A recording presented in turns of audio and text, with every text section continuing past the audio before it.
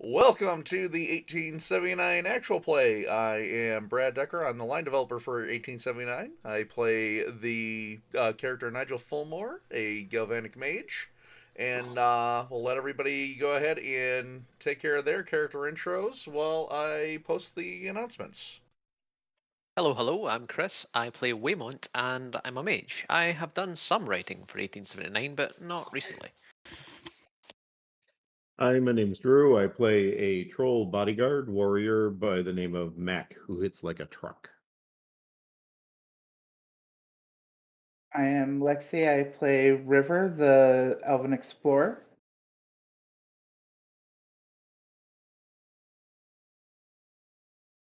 I'm Joel. I'm one of the 1879 writers. I'm playing, to use her full title, the Honourable Lady Morgana Temple Whitworth, elf aristocrat and general busybody. And I'm Michelle, and I play August, who is an elven investigator, Chris. Cool! I think that leaves has- it to me. I'm Andi. I'm the GM, but I'm an old enough GM to know that I had no control. I knew that like decades ago. So, Drew, the orphan maker. Mac, the orphan maker. Would you like to recap? Last time there was a lot of very silly play, and we had a lot of fun with it. We wound up putting Michelle/Nigel on the spot. She had a very a lady of a particular age hitting on Nigel in a way that Michelle is August. Oh, sorry, Michelle is August, right? Hitting on August to I thought she very delicately walked around the honeypot issue. Would she sleep with this Victorian woman in order to obtain some letters of a salacious, I suppose, nature? She walked around all that, and we've decided either bribing or burglary is going to be more the thing, since she won't step up to the plate, as they would say. While all that was Would going you? on, depends on the character I'm playing. But while all that was going on, Lady Morgana and Mac were sitting in a cafe, and a bunch of brigands tried to send a little kid in to distract um, us by stealing Lady Morgana's umbrella. The giant troll chastised the brigands in a slice and half kind of way. That's the fun part of dice. When you get a 20 d20 and it explodes and you get a 19, that adds up to a bit of damage. And It's true, you chastised him to death. I chastised him to death. It is true. And then we suggested they make better life choices, and then reunited. And as I have the kind of my plot notes laid out here, I think we really just have to make a decision on if we are going to how we're going to get the papers. We've already established enough evidence for the legal team to get the legal part of reasonable doubt set up for the gal we're trying to help.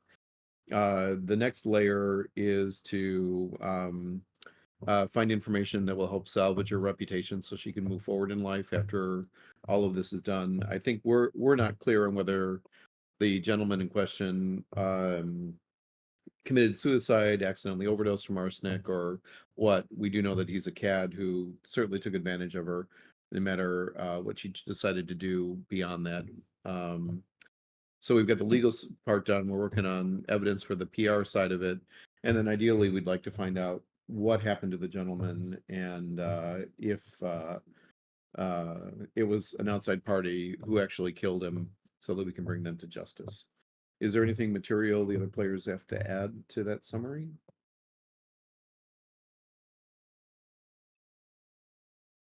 No, I think that was fairly comprehensive. I would say that we don't necessarily have to find out what happened to the guy in order to get paid, but, it would be nice. Yeah, I'm with you on that one. We have clarity on our priorities. And so as we get back together at a neutral location away from the blood-spattered cafe patrons, we'll when when River rejoins us, we will all look to her to have her role-playing moment. Now that August has had a moment of revulsion at the first option, which was the honeypot, the next option, I believe, on the deck of cards is to have River very subtly break into the lady's apartment and steal the papers in question. And we I did have think the next plan was actually to offer her money for the papers in question. okay. And then if that didn't work, Yeah. Then if that didn't work, it would be down to thieving and pinching. All right. Hopefully not mugging. And then we're gonna have I guess talk to the lawyer and have him talk to the family to see how much they would shell up to get a copy of these. I think, in my personal opinion, as a player, not necessarily. Well, Mac would be the same way with this, which is this the gal who tried to sleep with August little frilly frail there. I think that she is liable to not give up all of the papers, and we would have no way of knowing how many there are and what she's holding back to get back at this woman and stir the pot later on. So we're going to wind up having to, even if we buy most of them, we'll have to wind up doing some cross-checking or burglaring anyway. Which Well, that is an opinion. I'm just saying. I don't trust her farther than No. August can lick. she's a solid tick in an awful. She's a solid tick in a lot of the the landlady is a solid tick. Yeah, solid ticks in your motive, means, and opportunity. I mean, I understand why you changed off of how far Matt can throw her, because that's probably quite a ways. But I don't really get where the lick came from. And if he did throw her, that would probably solve a lot of problems.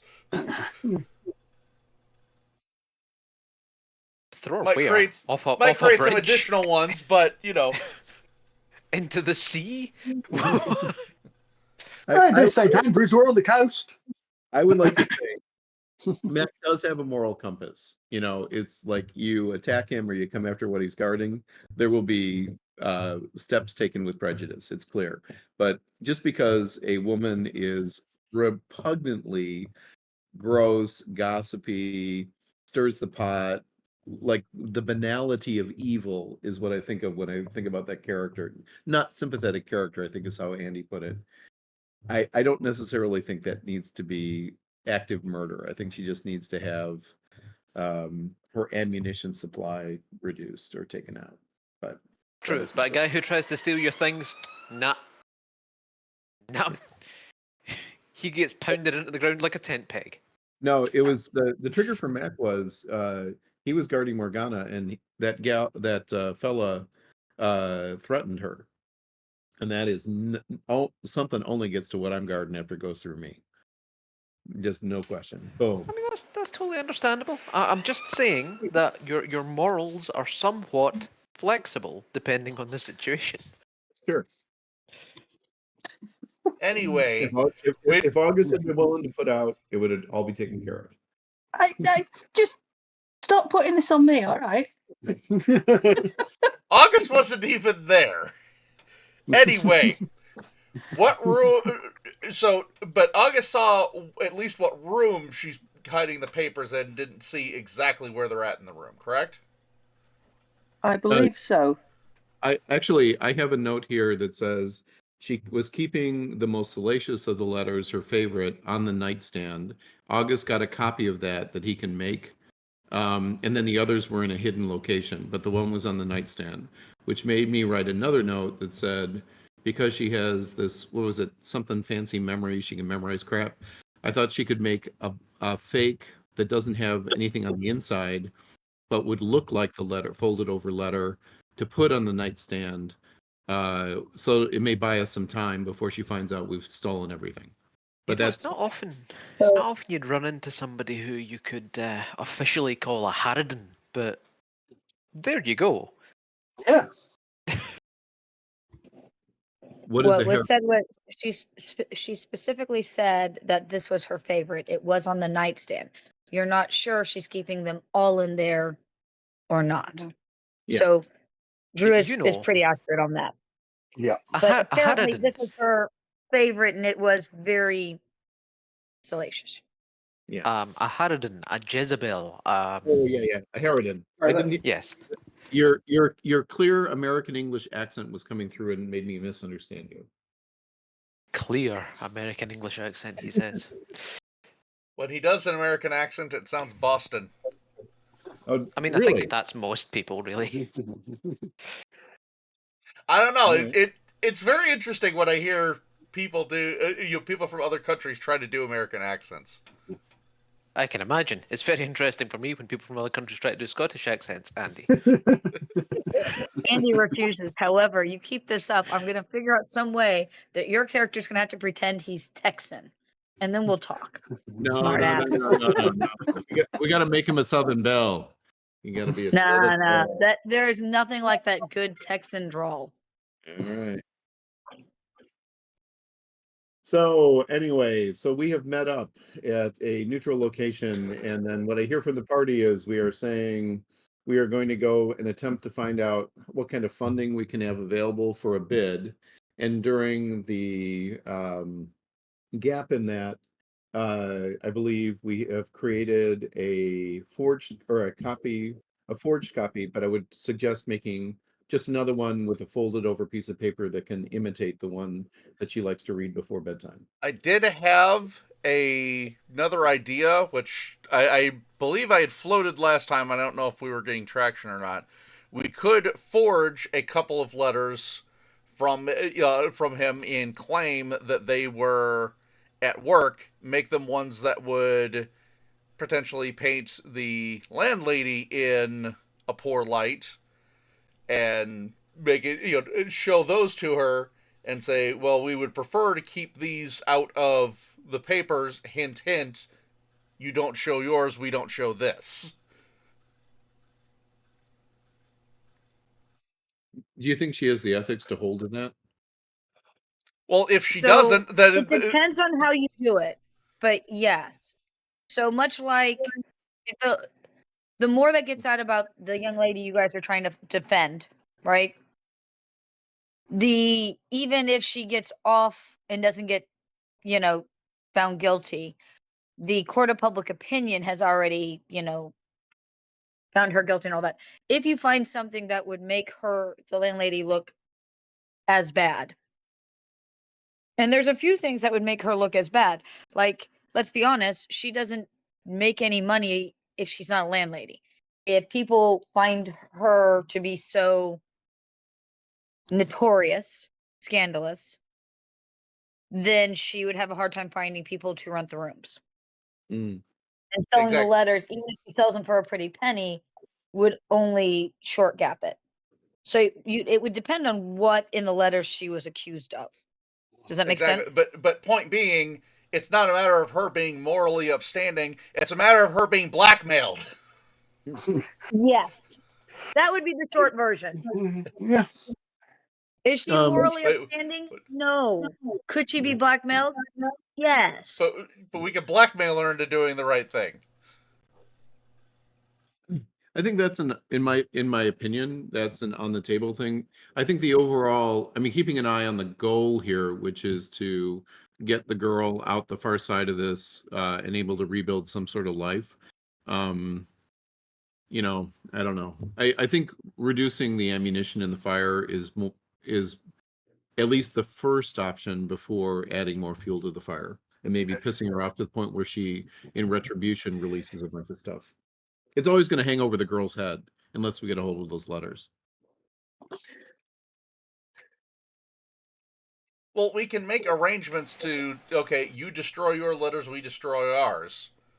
Well, we would have to be able to verify that somehow. In all seriousness, I kind of agree here that the letters have to be destroyed. Mm-hmm. Yeah.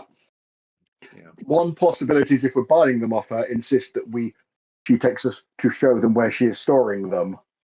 But the other point is the concern of whether or not she's going to show us all of them. Because she very much could be hiding something. At least if we can claim that we have a copy of something, we're blackmailing her with it, then we have a bargaining chip for her to make sure that she's being honest and handing over everything so that we hand over everything we have.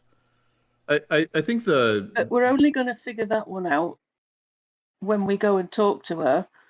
Yeah. And we can actually see, if she's actually, rather than assuming that she's definitely going to keep stuff from us, which she almost certainly is, but it's not the point I'm trying to make. Is instead of assuming that she will, go in with. Basically, we need to go and talk to her to actually find out if she is. I have a note here Does that's that a make little. sense?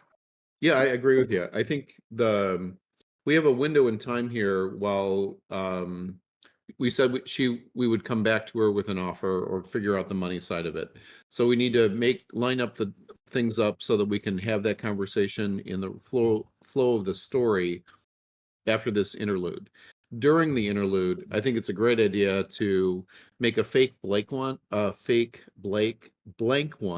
as well as blackmail ones to show her some that we allegedly found at the work site, to line up those tools, and then we'll adapt to the situation, but we'll have the necessary prep done during the interlude.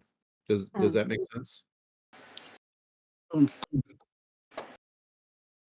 If nothing else, having the ones the fake ones that we found to counter with can lower the price and guarantee, or at least give us a stronger assurance that she's going to deal fairly. Yeah. Yeah. I like all of that. I have a scroll in my notepad here that I didn't understand, which is things to do during the interlude before we go back. I can read my handwriting where it says line up the money, line up the counters / forgeries, but I got another line here that I can't read the handwriting on. Does anyone know what that might be? Well, considering we seeing can't read the handwriting. Because we talked to the previous fiance and got some amount of useful information, and potentially, because we got into the details that he'd been in an asylum. Oh, that was committed suicide. Thank you. It was the asylum, to go to the hospital and get the collaborating evidence. That makes sense. Yes. Yeah. Yeah. Okay. And we got the name of the place, although I didn't write it down. We got the name of the hospital and the time period. And I don't Westinghouse Asylum. Yeah, and there was he had a different nom de claire. He had a different name at the time. We got the name. So we could either try to term our way in. Well, actually, we'll just leave it to August. He's the investigator. You organize how we're going to scam our way in and get the hospital records. What? No, I investigate things. I don't make up blackmail stuff. I mean, that's part of investigation, surely. Pitch. Well, yeah. I am actually not going to say that is part of the technical definition. I'm not saying it's not possible. Just I don't recall that being black. Like I don't remember that line in the thing. I would ask whose profession gives them the skill forgery. Every single investigation show I've ever seen, you don't walk up and they confess like Jessica Fletcher in Cabot Cove. It's like you gotta scam your way around it and find the truth. What? No. See, I remember this wonderful old show, and they'd end up in court, and he'd go, "But did you?" And they would crumble on the stand. What was that show? I mean, was that Phoenix Wright? Perry Mason. Perry Mason did it all the time. You guys just have to Perry Mason this somehow. I'm trying to work out how to Perry Mason this. I was considering just speaking to the landlady to see what she says. Not blackmail people. Well, we're trying to handle it before it gets to court. Oh, right. Sorry, August. I tried to help you. No, that's fine. It's appreciated. Thank you. It's I mean, the fact that we've been playing this. Wait, I was going to say today in gaming, how to peer pressure the other players into blackmail. Yeah, great. It's not like we've not been playing this game for a little while now, and he's been an investigator all this time, Chris. What? Oh, right. Chris wasn't paying attention to that. How was I supposed to know he hasn't blackmailed anyone yet?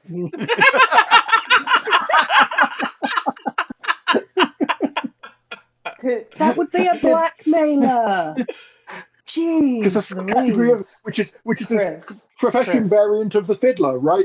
Right. So So actually, yeah, it's might make not sense. blackmail, it's extortion. That makes it sound professional. Yeah, I haven't got that yet. I get bribery next circle level, whatever. Oh my god. So bribery is part of the investigator's remit. Yes, but I'm only level 3. That's it. You heard it here first, people. You Hold have your on, level 4 investigator to Michelle? bribe people. So what you're saying is when you get better at investigating, that's when you're able to bribe. You know. Yes, So I he's was gonna just say, Michelle, starting you're not out. helping. Michelle, you're I not know. helping. We've gone from forgery to, but I'm not a black. I don't have bribery yet. That's not helping. You're not helping.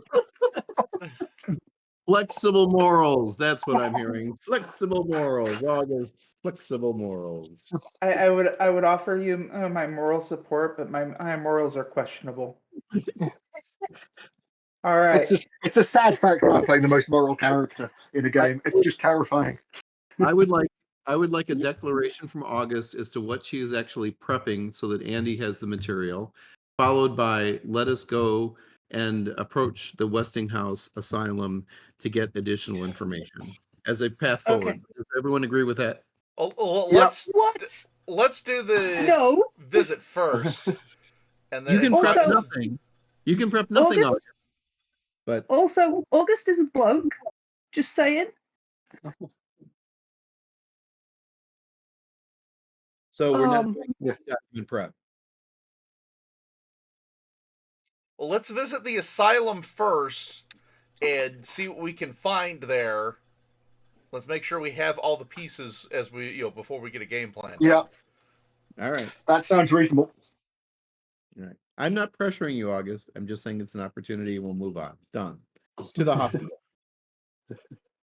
I just want clarity for the GM. What we did and didn't do.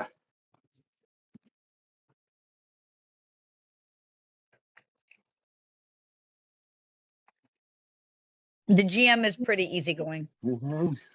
All right. So you guys get into a steam cab coach, and you go to this asylum, which is outside the city limits a little bit. So it's probably, by the time you get across town and outside, 30, 45 minutes, maybe an hour, depending on, life in the universe. So you've had plenty of time to discuss what your game plan is. Yep.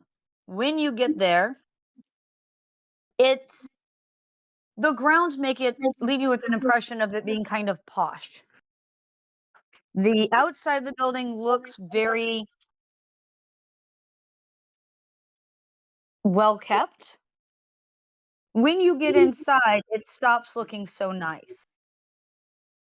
It doesn't look terrible yet, but it doesn't look super nice.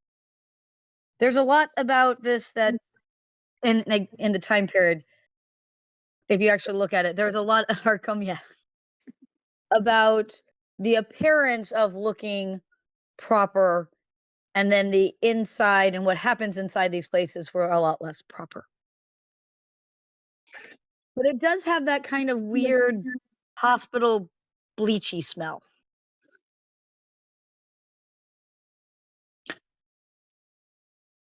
There's some major doorways. You're in kind of a waiting room almost.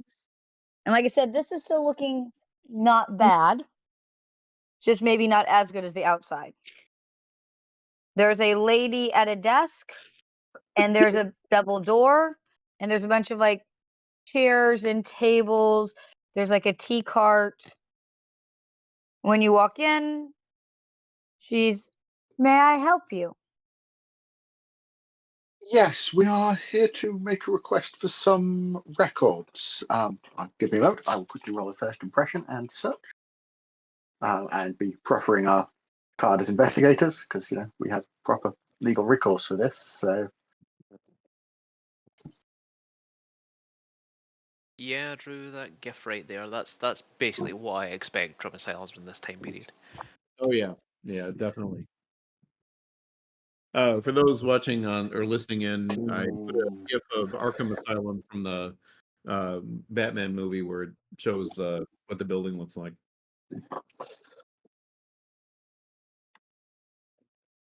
Yes, Arkham, the Lancaster UK equivalent. Yes, and you have that Yep. big, giant, impressive looking. And like I said, the interior of this waiting area is nice.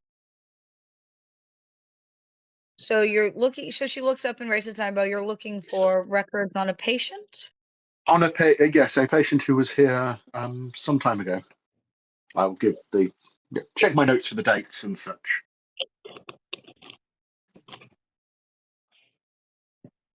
Nice. Ooh.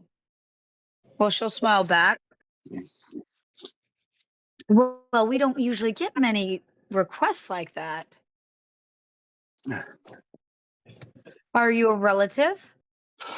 We are, unfortunately, we are investigating the gentleman's death, and we think the records of his time here may have relevance to the case.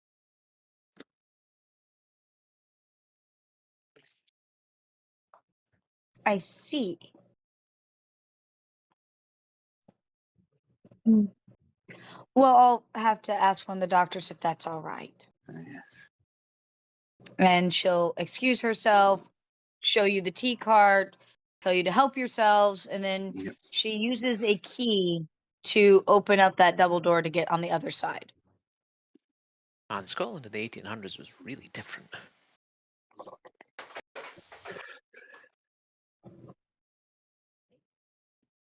Sorry, what was that? Scotland in the 1800s is really different. All the people behind the counters are so nice. There It's was extra a 100 bit years of English impression. decorum. They've just put them over the edge. I think there's a bit more politeness and decorum, at least on the surface. How about that? Probably had something to do with not hating your job or your life. But maybe they did. I don't know.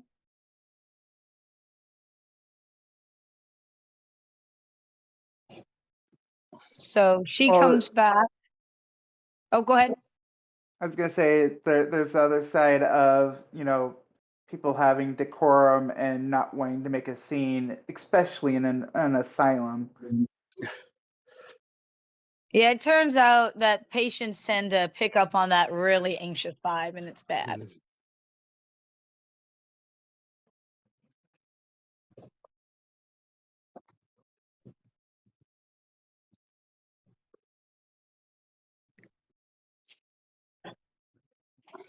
And she comes back, and she's brings a folder, but it has barely any information in it. Like it's was here, was out. Like that's literally about all it says. I mean, you can totally that it was for a attempt to do harm to self.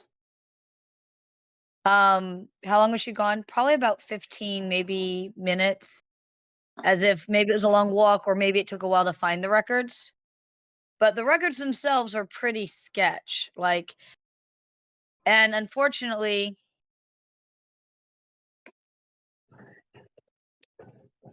got 3 other scales with tags to go up, but I'm not getting. You guys get plenty of AP, Brad. I have not been stingy with the AP. I don't feel like I've been stingy with AP. Well, it's the Fibonacci progression. As we go up, stuff costs more. That's true. Maybe I should. I can always up that if you guys want me to up it a little bit. But I didn't feel like I'd been like overly stingy. No, I'm not saying that. Just I don't have enough to increase everything that I can. Well, yeah, but isn't that normal? At a certain point, but I'm still only. Most of it's not even rank 5 yet. Same. I guess it depends on how quickly everyone wants to rank up. Well, I'm mostly working into professional rank 4, so it's mostly tags for me, to be honest. But Well, if there's something you need to tag that we're not getting to, you do know that I there are ways to get I those things. yeah, but Matt did all that case. Okay. But yeah, the records are not anything near what modern records would Yeah. be. Like literally, there's a doctor listed, there's a in and Y4, there's an out. What is He the was doctor? actually only in here for about 3 weeks. What was the doctor's name?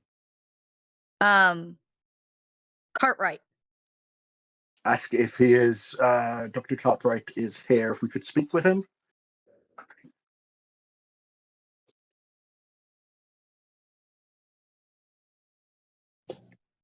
He is in. Give me one moment and I'll see if he is available.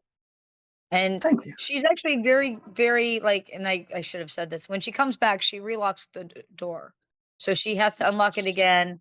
And since I know Mac was listening very closely to what was going on, you can hear that she locks it from the other side.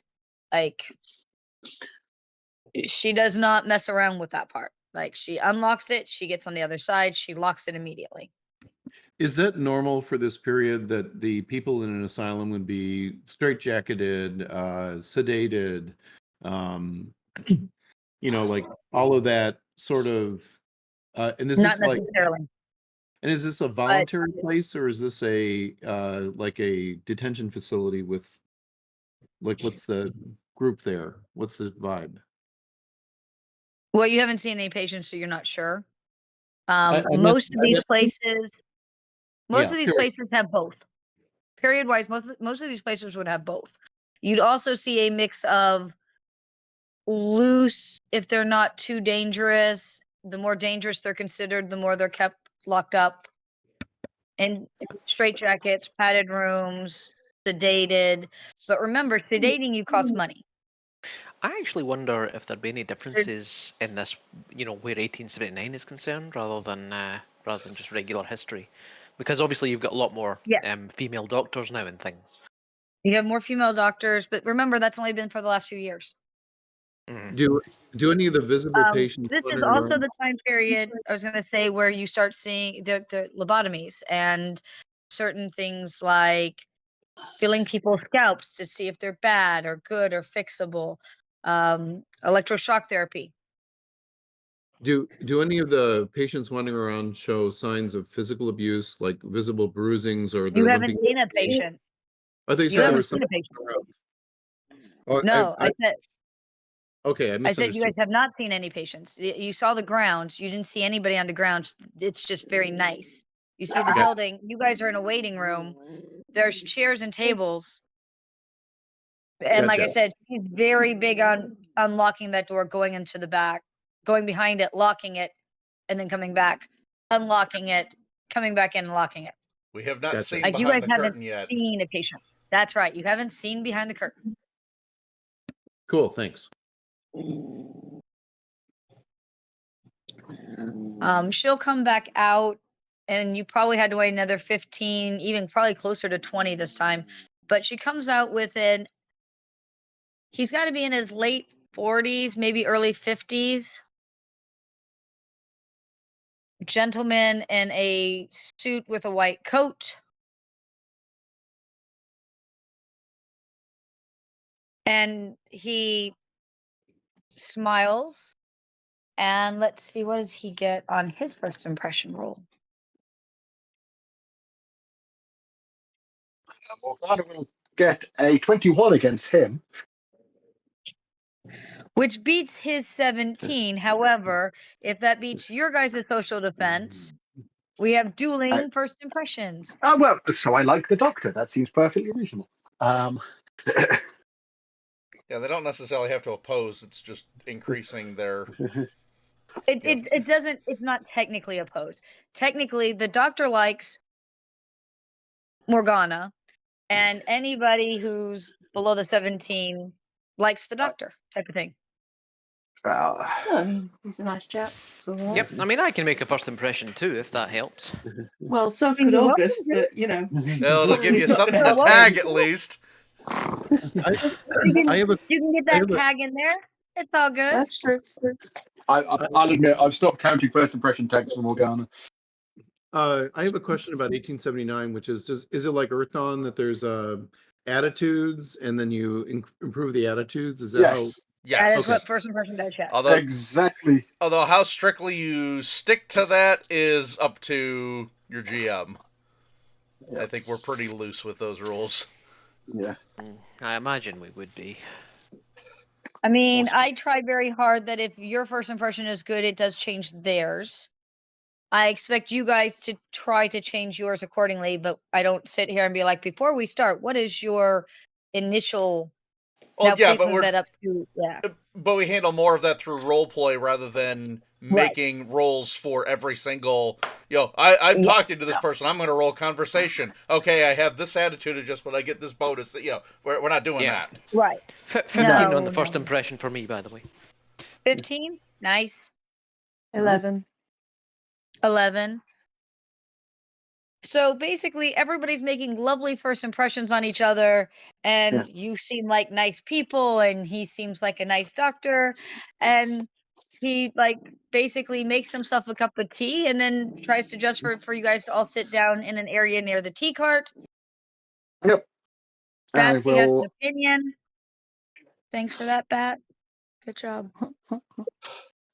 Thank you for seeing us, sir. We are looking into the unfortunate death of a gentleman we believe was a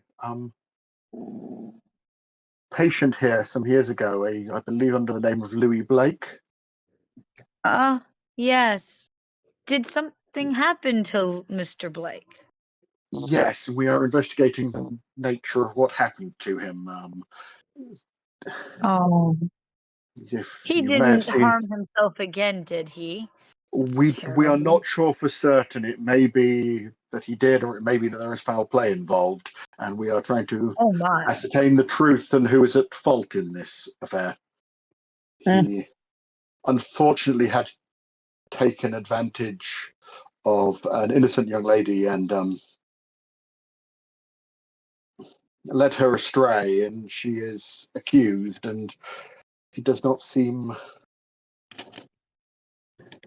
We are trying to find out the truth on her behalf, but to make sure that she is if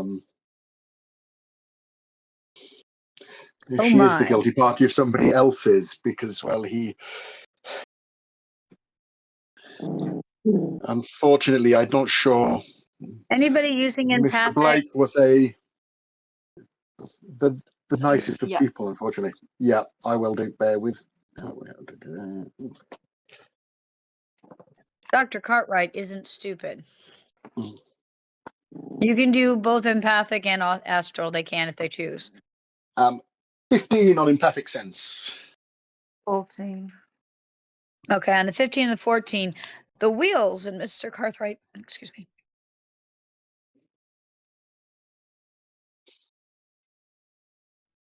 turned and clicked. And you now have the feeling that he has connected something. I don't suppose Mr. Cartwright was using another name now, was he? He was using another name, yes. I And see. making I've read a bit fake, about the young lady. fake claims to nobility. Okay.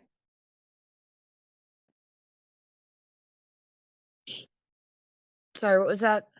He's also been making fake probably fake claims to he was having. French nobility. Yes. Yes. I see. And he's Read turned the a little papers. So sour. You don't believe that the sour turn is at you or at possibly what he's read in the papers, as he is now pretty obviously connected it to things he's read in the papers. Brad, no, I don't think that anyone suspects anything, at least magical or magical here. I would also say that astral here might be. I'm trying to think of it. It might. Messy. Messy would be a good way of putting it. Yeah, you don't want to do astral sight in an asylum. That's why I'm not doing it. I mean, you can. I will not stop you. Just But because you it'll can doesn't turn mean very you should. Halloween episode. If I had a reason Yeah. to suspect something magical, then yeah, sure. But I don't think we do at this point, and this isn't the place where you want to just go peek it in. And I would say, Andy, you so far do not have the greatest of track records as a GM, stopping us doing things that would traumatize our characters. No, I've never stopped you. Y'all can traumatize yourself to your little heart's content. Thanks. You're welcome. I'm just saying, Aw. this gets a whole She lot more loves Halloween us. if you guys want to astral here.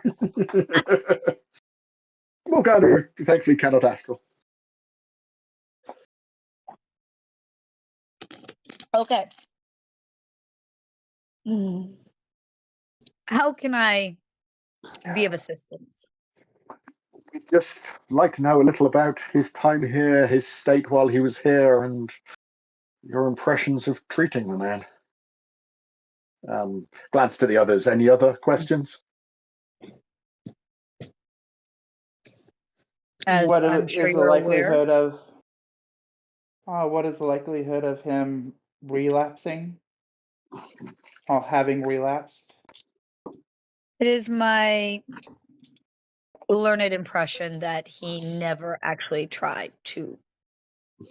I do believe that he put himself in peril, but not because he honestly wanted his own demise. I believe that he has some severe character flaws. Narcissism being on the top of this. I believe that he isn't as good in the matter of size and dosage as he thought he would be, and that he meant this as a play to get his own way. So, as far as would he try to again as a severe narcissist? Yes, if he thought it would get him what he wanted. Do I believe that he tried to end his own life? No, nor did I at the time. He's a interesting character study. I will be quite Vain honest. I vain probably enough to shouldn't have keep released using him and sooner because, as I said, he was not actively, I believe, trying to harm himself. However, getting one's hands on such a severe narcissist in a controlled setting can be very good for learning more about the condition.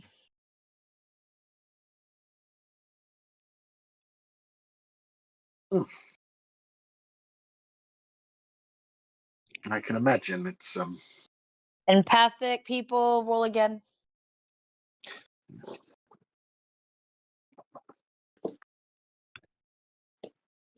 a mighty 6. Myra. Okay.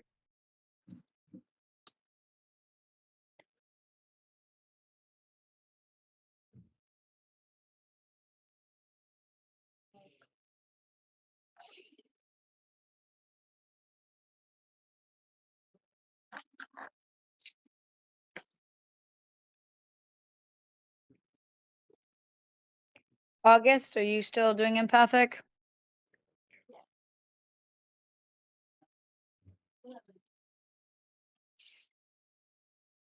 I need you to roll.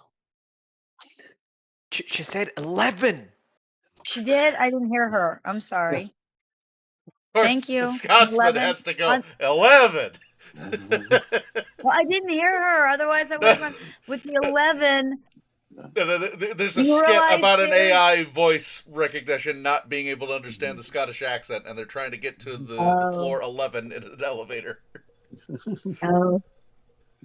So the on the 11, you realize there's more to that than what he's saying. Like you're not necessarily nefarious, but he's skirted some stuff with this whole he could have let him lead, but getting to study a high narcissist. He's left a little out of that. You could probably put a couple things together and be this guy's trying to write a paper, because that was something that was done, you know, and basically kept him as long as he could get away with it to do research. Now, you know, whether he'll explain was. anything about that. I was thinking that. Yeah. Yeah. He didn't quite deny or lie, but he didn't probably be as upfront about that as he could be either. You mean, are we writing a paper on could someone who is being stuffed in a cell, could that have an adverse reaction on their personality? Yeah, maybe. Maybe, or could it be something just simply as much as, you know, how often do you get someone that has to sit there and has nothing better to do than to talk to you?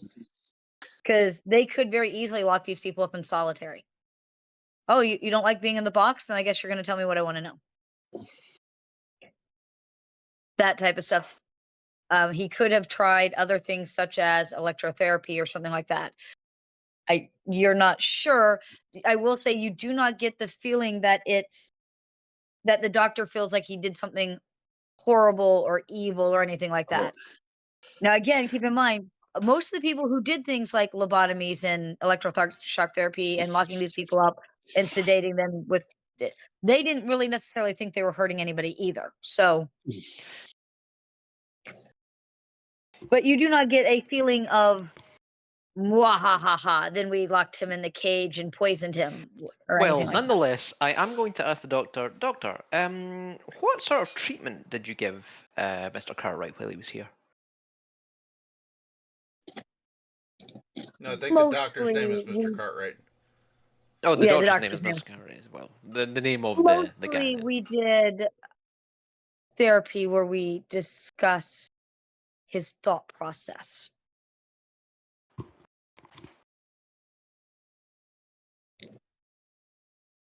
I will say I found his thought process intriguing yet horrendously flawed. I see. And He what also respect? seemed to, in the respect that he thought he was smarter than pretty much everyone, even when there was obvious proof that he was not.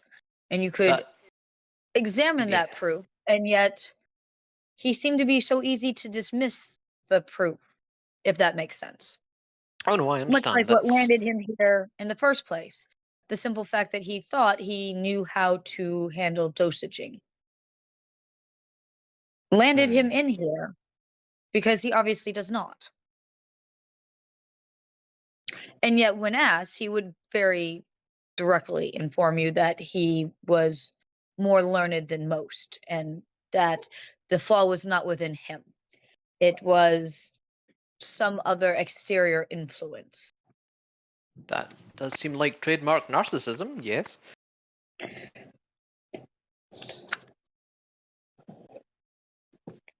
And nothing that I did to try to explain or even punish this thought pattern did any good.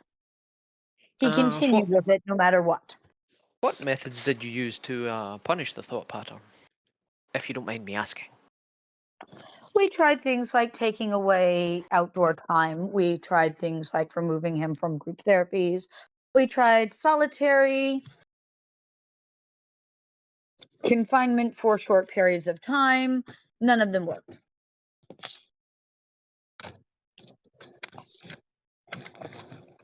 As he was here technically voluntarily ish at that point, we did not try electroshock therapy, although I did try to highly recommend it.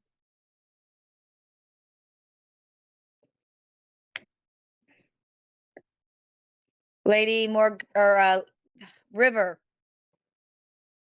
do you ask that, or are you trying to get somebody else to ask it for you? No, I'll ask it. Did he have more aliases? Oh, I'm sure he did, but he never mentioned any.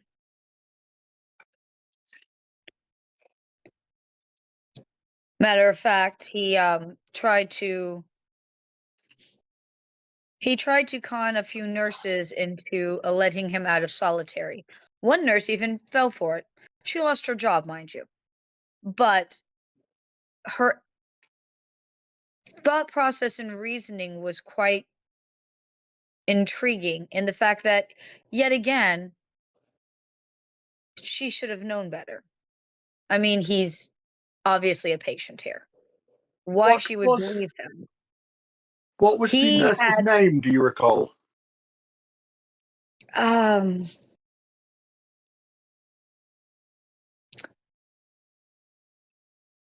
he believes it was something like Mrs. Jones, Jennifer Jones, but he can try to find that out for you if you'd like. He'll ask the head nurse if she'll remember. The most intriguing aspect was his ability to pick up on who would be more susceptible or most susceptible. Of all the narcissists he's come across, that was probably this man's most extreme talent, was I have no, finding the person who would be most likely to believe him. I have noticed that. And Yeah, for all of the people we've talked to so far, the ability this man seemed to have to get people to be friendly towards him to the point of adoration, or to get people to do things for him, seems to border almost on the mystical. It is very reminiscent of that jewelry salesman. He doesn't know what George salesman you're talking about, but he does understand that current things there was more this mysticism, and he'd said no, he doesn't believe it's mystic. He believes that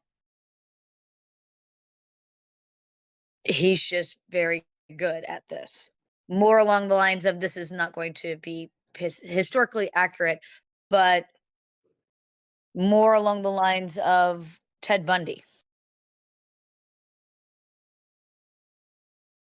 And he's not sure if it's a matter of when you try 100 times and one works, if you take the time to really evaluate that and then keep doing that. But he believes that this is what he would refer to as, and if you let him go on about this, it is a nurture nature argument that was kind of started in and around this time period and somewhat before this time period. He believes that Louis was well, that's not the name he would use, but this guy was a born narcissist. That he's been doing this his entire life and he's just honed it in as a skill set. And yes, Louis, whichever name he was going by, was doing this way before the rabbit hole opened. He would have liked to have kept Louis in longer to study him more. However, there's only so long that he can keep the guy in if the guy doesn't want to stay. Who was paying for his stay here? Well, when he first came in, I'm not really sure. I kept him here and I paid for it for a period of time and was willing to keep him in longer. However, he didn't seem to like the confines of staying here. I did give him a private room and a suite, and he seemed to enjoy the level of luxury that afforded him. However, when he wouldn't do as he was bid, and we had to take some of these things away to try to get him to do as we've asked, he became more and more displeased with staying here. I can imagine. But it does seem kind of odd that you don't know who paid for it originally. I mean, who gave you the money? Did he give you the money? In all truth, I don't actually handle the money. Who You'd does? have to talk to the administration. Oh, There's basically there's a department that it handles that, but he doesn't typically. Right. He paid for Okay. it to keep him here, but he was in a general popped situation before the doctor took interest in him. The doctor was putting him in a private a private hospital level type of thing. Basically, he went from you're in here, whether you want to be here or not until they release you, to I'm putting up a wealthy person in a wealthy person room with the wealthy people meals. And then they tried to use that as punishment, and he didn't care for that in the least, and still left. Whoever it is that when they found him, that they think that he tried to kill himself, they brought him, but he doesn't know exactly who that is.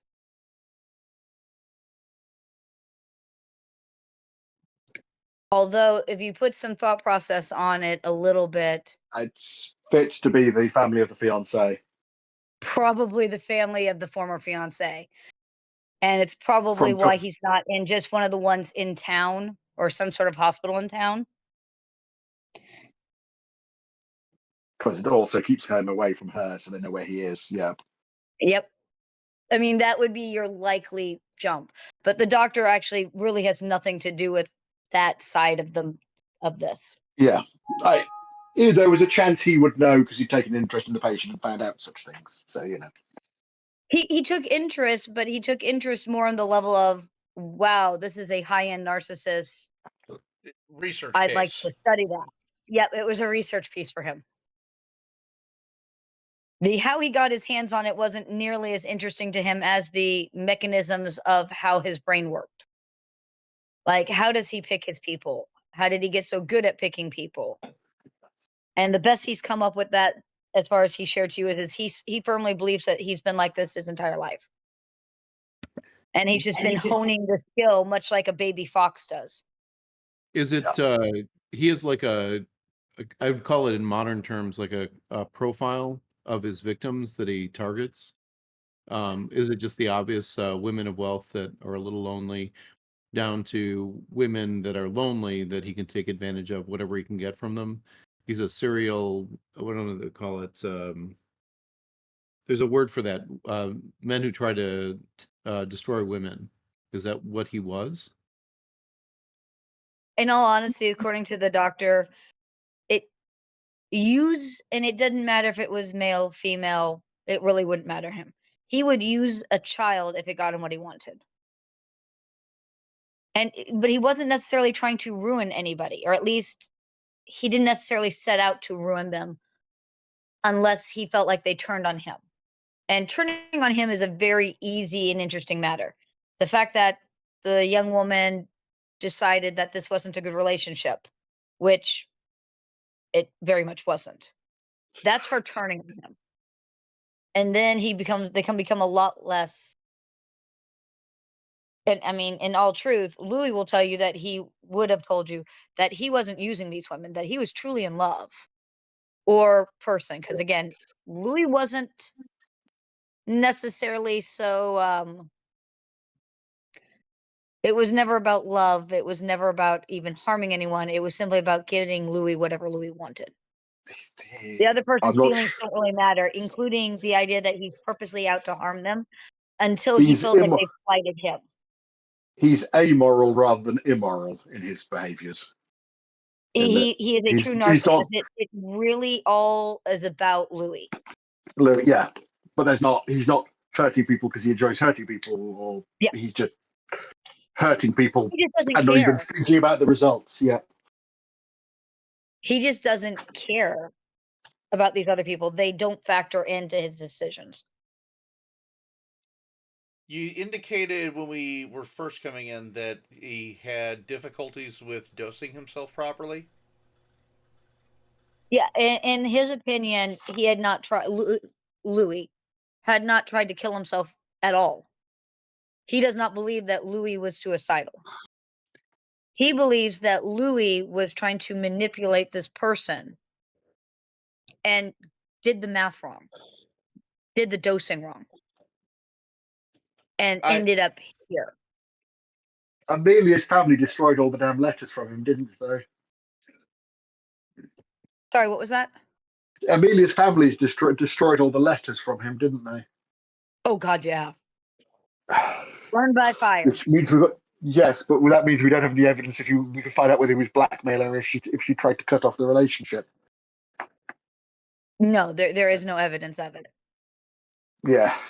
I have I mean, this. there's her word, but she doesn't want to be involved in any of this for obvious reasons.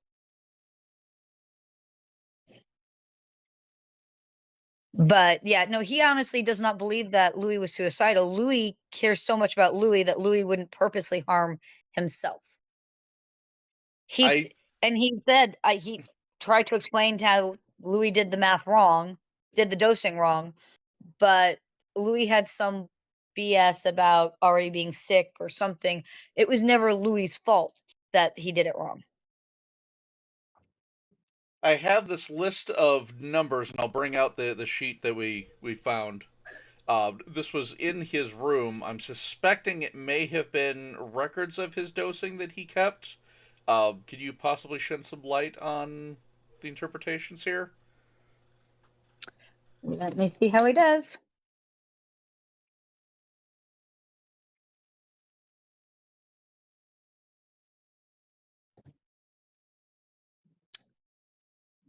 He basically takes out.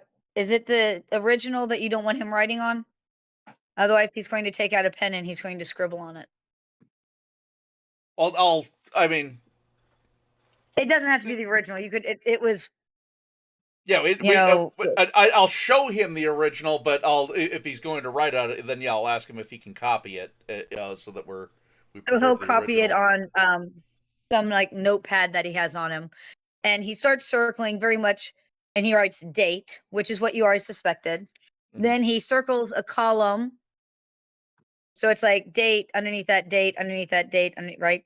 And then he circles the next column and he writes dosages, and then the ones that it's missing, the last one of, he basically writes,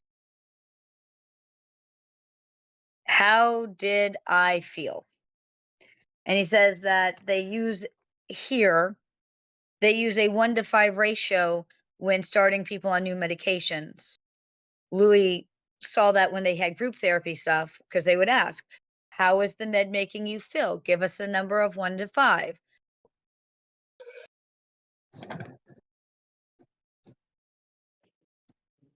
And that is consistent with the numbers that are on the sheet.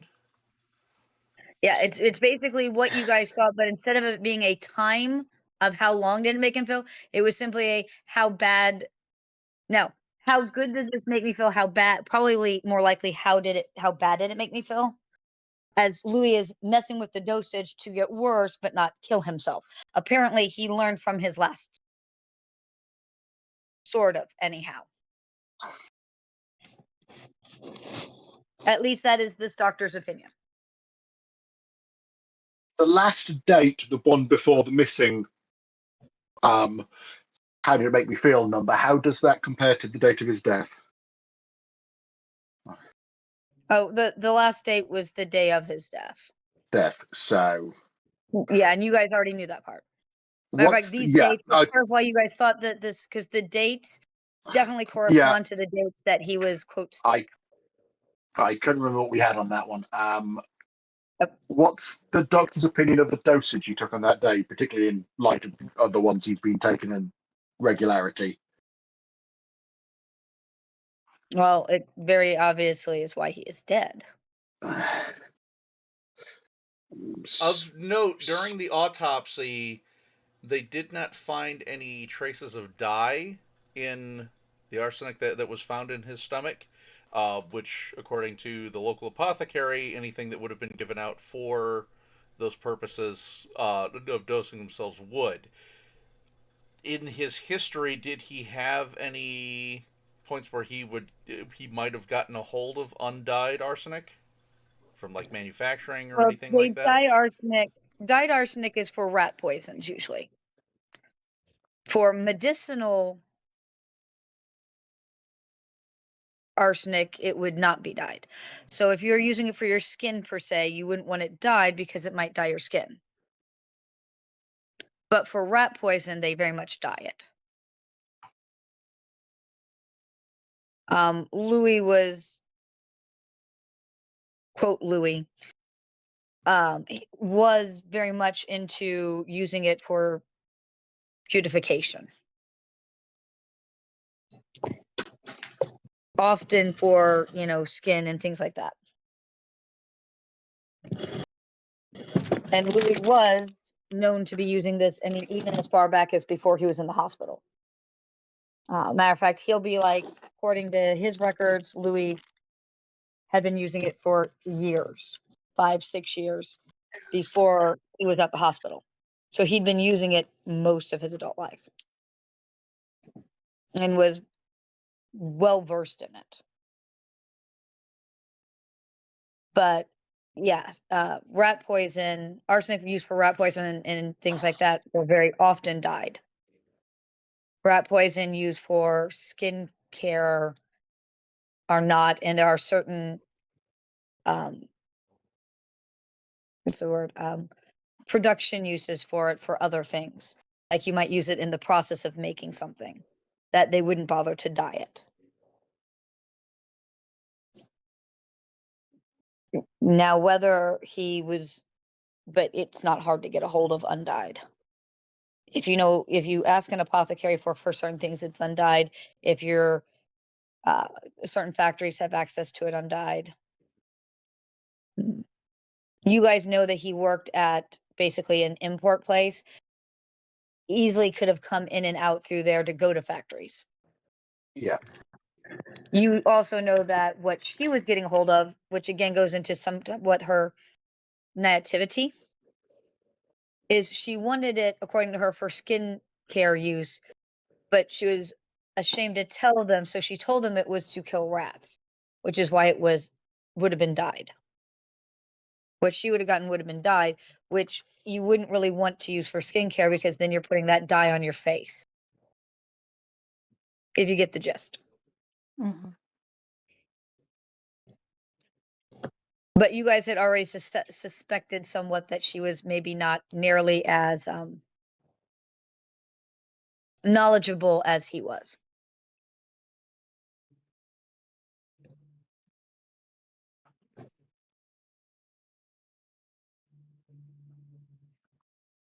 Well, from the sound of things, motive means an opportunity. She may have had the motive and the opportunity somehow that we don't know about.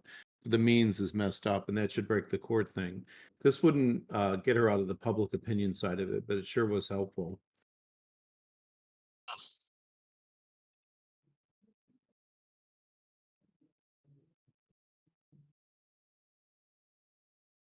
Yes, it seems everything is basically cut and dried.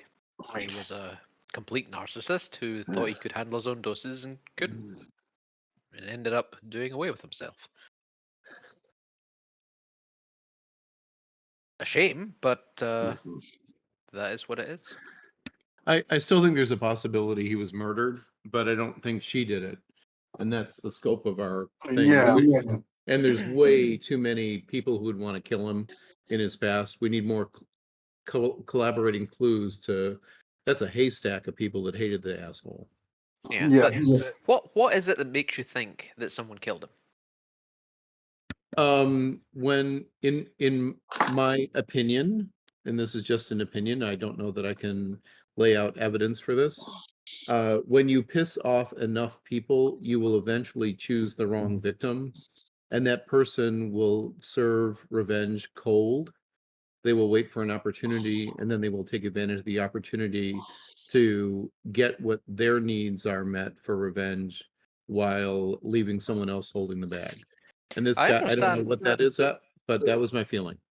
I understand what you're saying, but I mean, it's still entirely possible he just did away with himself before anyone else could.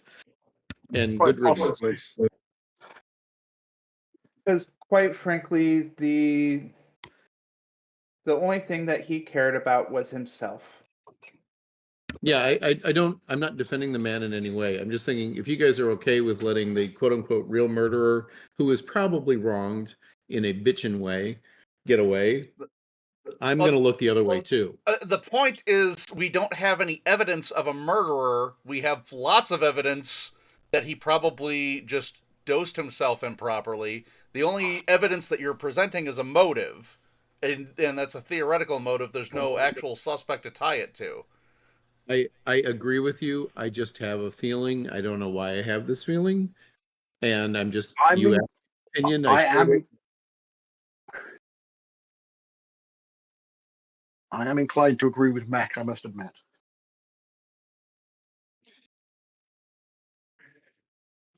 But I'm also That's okay fine. with letting the perp walk. If somebody actually murdered her, it would do a world of good for Amelia's reputation if someone else is found guilty, rather than her seemingly getting away on a technicality. Yeah, that is a good point and a good reason to follow up in that way. But we need more cross references of clues to get anywhere near that. There's just too many suspects. Yeah, but we have enough to show that he probably just messed up his own dosing. Yeah, Andy, I put the note in chat. With the doc's testimony about the number sheet hold up in court? It's very good circumstantial, but it's circumstantial. I mean, Okay, the cool. doc going, these are dates, these are that, definitely helps that. But again, there's no labels in the guy's handwriting unless you want to add that. Well, I was But- thinking the combination of his recollection of treating the patient, along with the notes information as a exhibit in evidence to the court I thought it would help her case. Would definitely help her case, yes. Yeah, so let's do And a the summary. doctor would be willing to testify. Cool. But he'd have to see like some sort of image to prove that Louis is this person. I see. Because which isn't hard. You just find a picture of Louis and there are pictures. Yeah. So he could go, okay, you're calling that guy Louis. When I treated that guy, his name was this. Yeah. Yeah. All right, so we can turn that over to the barrister. Barrister, is that the right term? Barrister. Yeah. Yeah. The barrister as another summary to help the girl, and then are we circling back to the question of what to do about the letters? I think getting hold of the letters is the letters getting out, whatever the facts of the case are only going to harm Amelia's reputation further.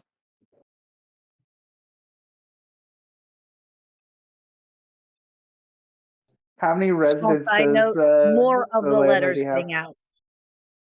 Because remember, some of the letters had already been leaked. Yes, yeah. But apparently not the worst of the letters have been leaked at this point.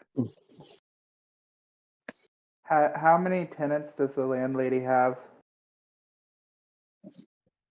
She has 3 other tenants. Damn. Is there a way through magic to find other matching handwriting or anything like that?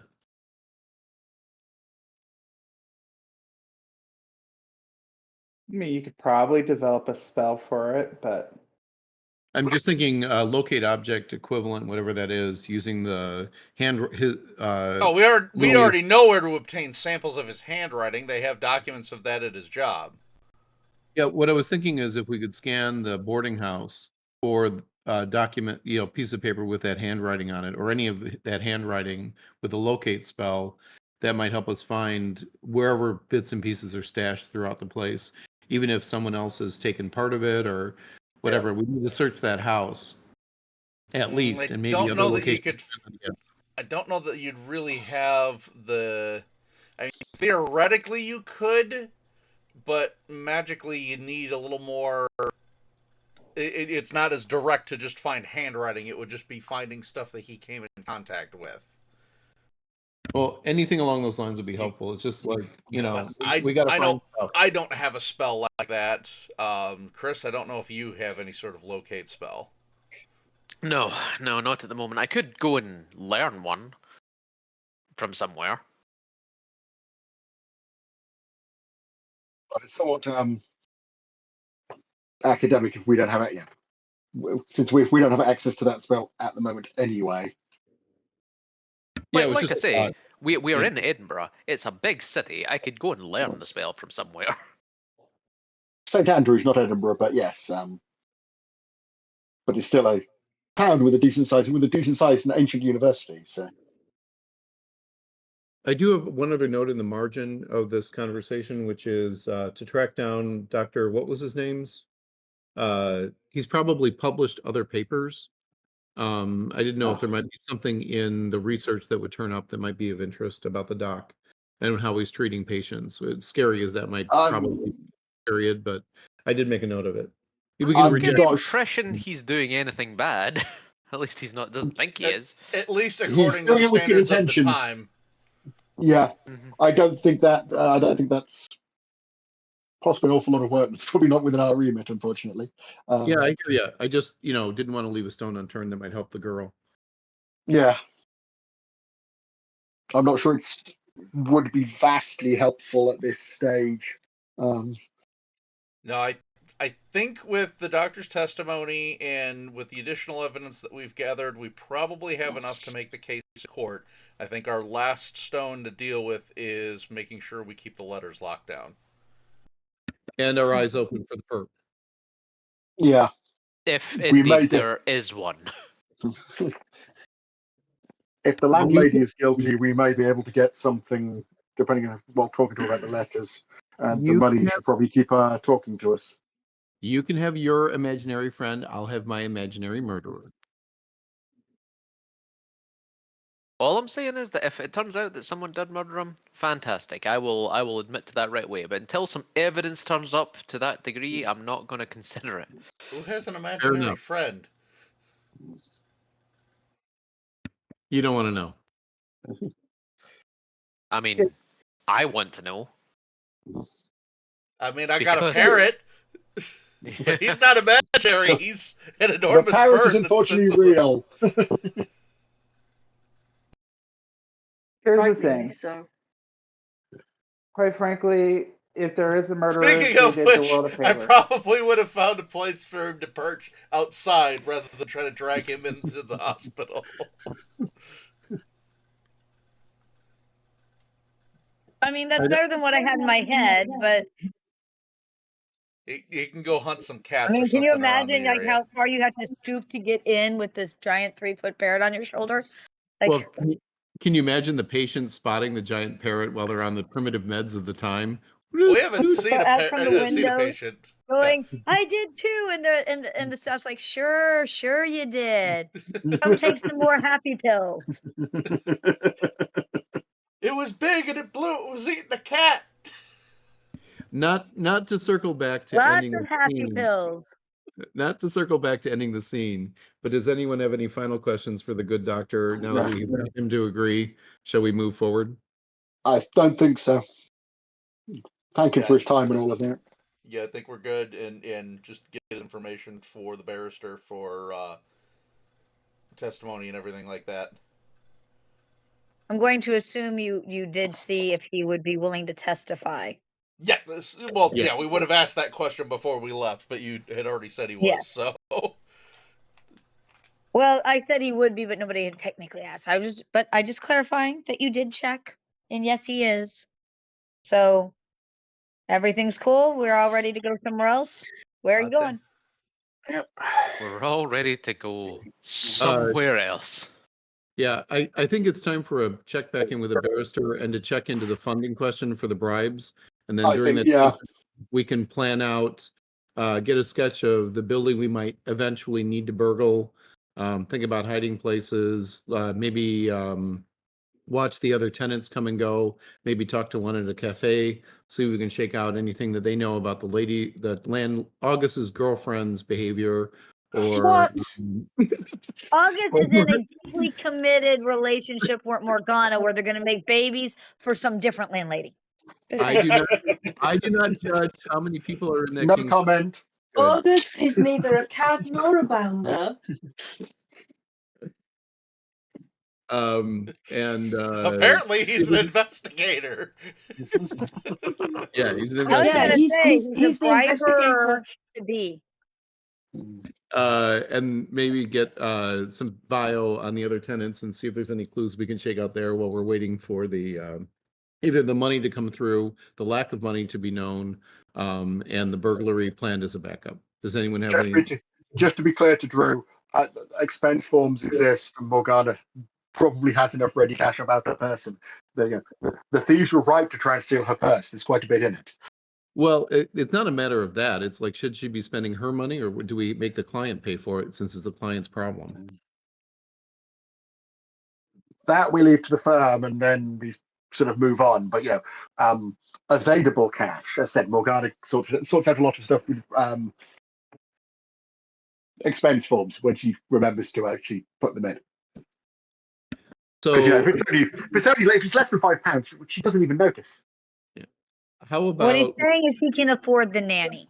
Sorry, Understood. she can afford the nanny. yes? How about we do like little mini scenes with the 3 tenants while they're out and about, and then come back to what we're gonna either burgle or bribe. If we can find the tenants, that's not a bad plan.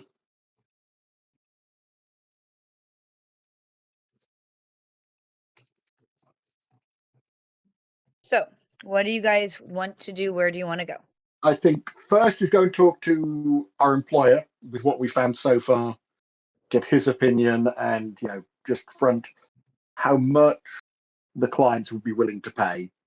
We can, as I said, we can sort out the actual requirement of funds retroactively, and then from there probably see what we can do to checking on the other tenants. So, to the As it stands, the landlady has means, motive, and opportunity, and the other person is Nancy Todd, who was his friend.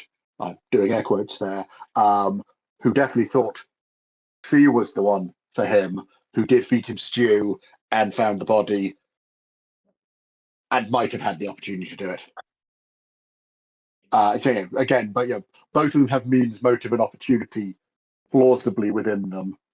So those two seem like the most likely suspects, other than Amelia, who has means and motive but not opportunity.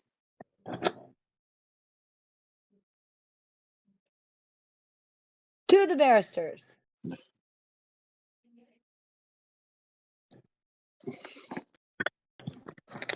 Easy enough. You're put into a conference room. The barrister is gathered up pretty quick. This is kind of an important case. You guys kind of have priority.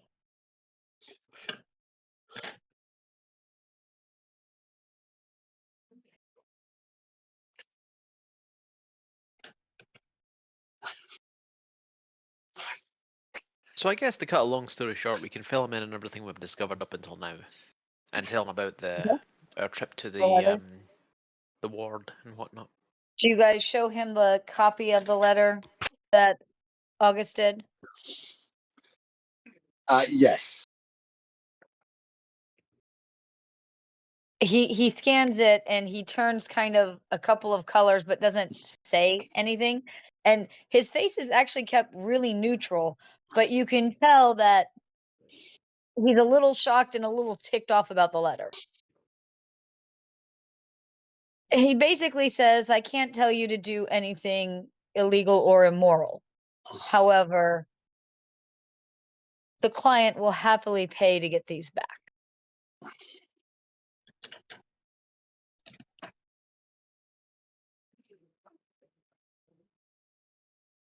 And it's left with the impression of happily pay quite a lot to get these back. The little bits that have gone out into the paper have already colored the discourse. Yeah. Things like this would be so much worse.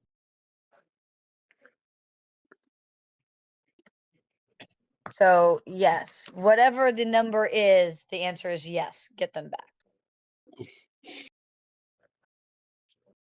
Well, that's clear.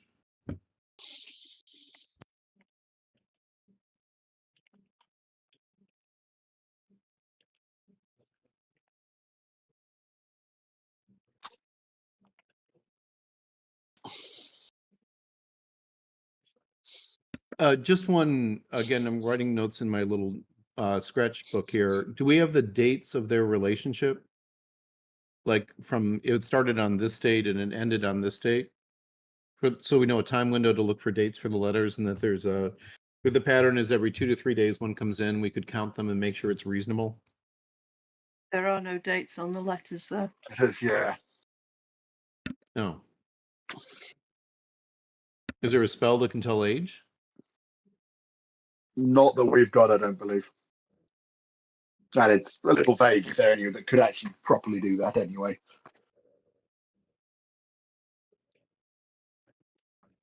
And I don't mean to be asking too many questions. These are just how my head works. So.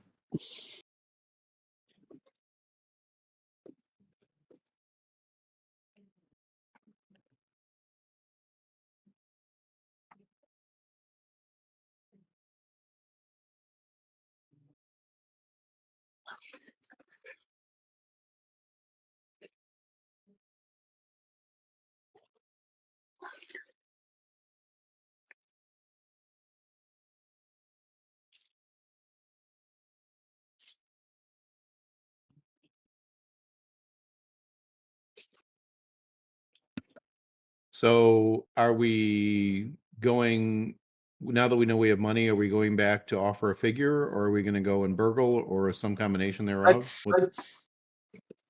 I'd suggest we go and talk to her, see if we can find out some information of her tenants. And Well, do we have a list of those 3 names? I'm not sure. We've been checking. I'm just kind of asking. Yeah. Well, we know where they live. We can watch them go in and out. We'll stake out the place. That's not a bad plan anyway, to see what happens for Yeah. a day. Mac's forte is not being subtle, so I leave that to those. No. So they did have postmarks that had the date and town that things were sent from. That's if So they if it kept went the through the envelopes. post. So the envelopes have date marks on them. The letters do not. So. But that's if they kept the envelopes. Well, Yeah. and that's assuming they went through the post. If it was hand delivered, then that wouldn't be the case. Also true.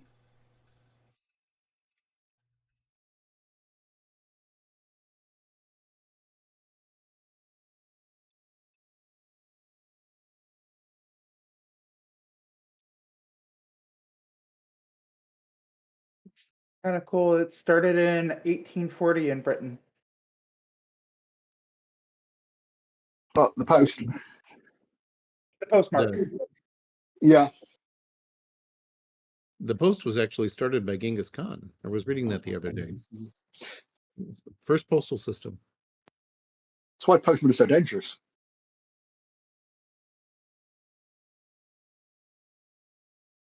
So can we set up the stakeout in a way that does not make it look like August is peeping at the landlady? We don't want that to happen.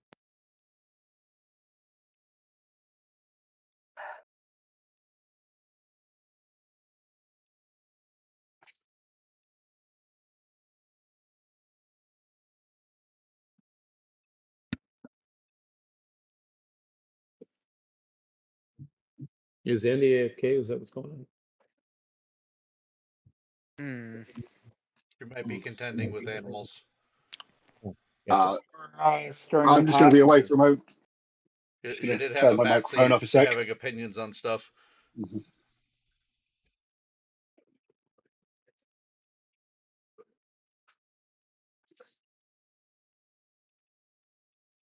What are you doing down here, Sonny?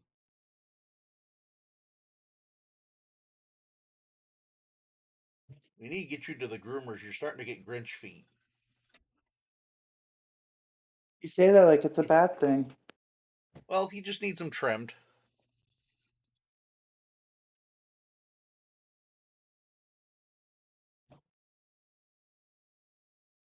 Yeah, you just need your hair trimmed, huh? You like going to the groomers, don't you, buddy?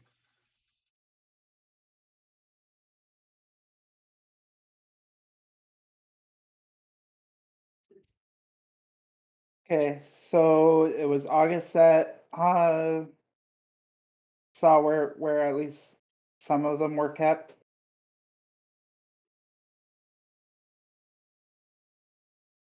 Yes.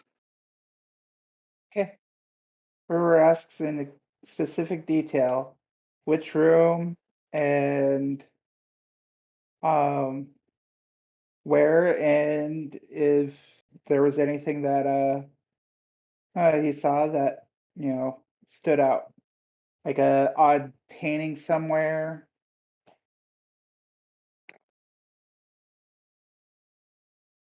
Didn't someone have civil engineering for hiding places? I do. That was Nigel Okay, when hold on. they were outside. So 2 things, because I forgot that I had muted. One, you want to watch the dog hair on that comes out between the pads of the feet, because it makes it slippery, and going into winter, that actually is a safety thing with doggos. Oh, no. 2, This, as I said, Grinch feet. This is stuff Grinch over the feet on the top of top. his nails. Yeah. So, number 2, the stakeout, you guys are looking for who the other 3 boarders are and what their schedules are, correct? And then you can decide if you want to speak to them. I believe, Am I on the that right? was the That's plan. what you guys are doing? That sounds fair. We can just go and have a stakeout. We can bring sandwiches. It'll be nice. I like sandwiches. Are you doing a stakeout, or are you just going to go and talk to him? I just want to know what we're doing. Hello to Gracie. She's a cute little Frenchie. She's adorable. I saw I a think- Frenchie the other day, and it was an ugly Frenchie. Sorry, but that does happen. Just bad coloring. Was it so ugly that it went around the circle to cute? No. That's ugly. Yes. Anywho's it's back to, so are you doing a stakeout, or are you just going to question the other boarders? What are we doing? Can we talk to them without having to find out who they are? I mean, do we know that at this point? I mean, you don't know who they are because you've not looked into them before or asked any questions about them. All right. Well, how about if we go back to the area of the boarding house, figure out if we can who they are, and start to talk to them one by one. Whatever works out serendipitously. That's our intention, and then we'll handle it as it comes up.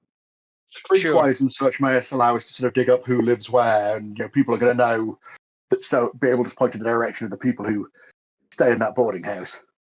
Well, tell you what. Why don't we stop talking about doing something and just go and do something? Yeah. I just want to know That's how what St. we're doing. Andrews burned down. No. I care about. Trying to track down the boarders and then talking to them, I think, is the plan. Yep. I will Yeah, describe you guys the can room. basically hang out outside until somebody leaves. That way you don't have to involve the landlady, or you can go into the boarding house and knock on their doors. Easy I peasy. think Doesn't matter how you waiting want to do it. outside. Yep. Waiting outside, hence the stakeout.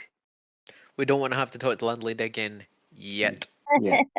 No, I I mean- do not. Really, I don't know that we want to talk to her again, period, but we're going to have to. Someone else can do that.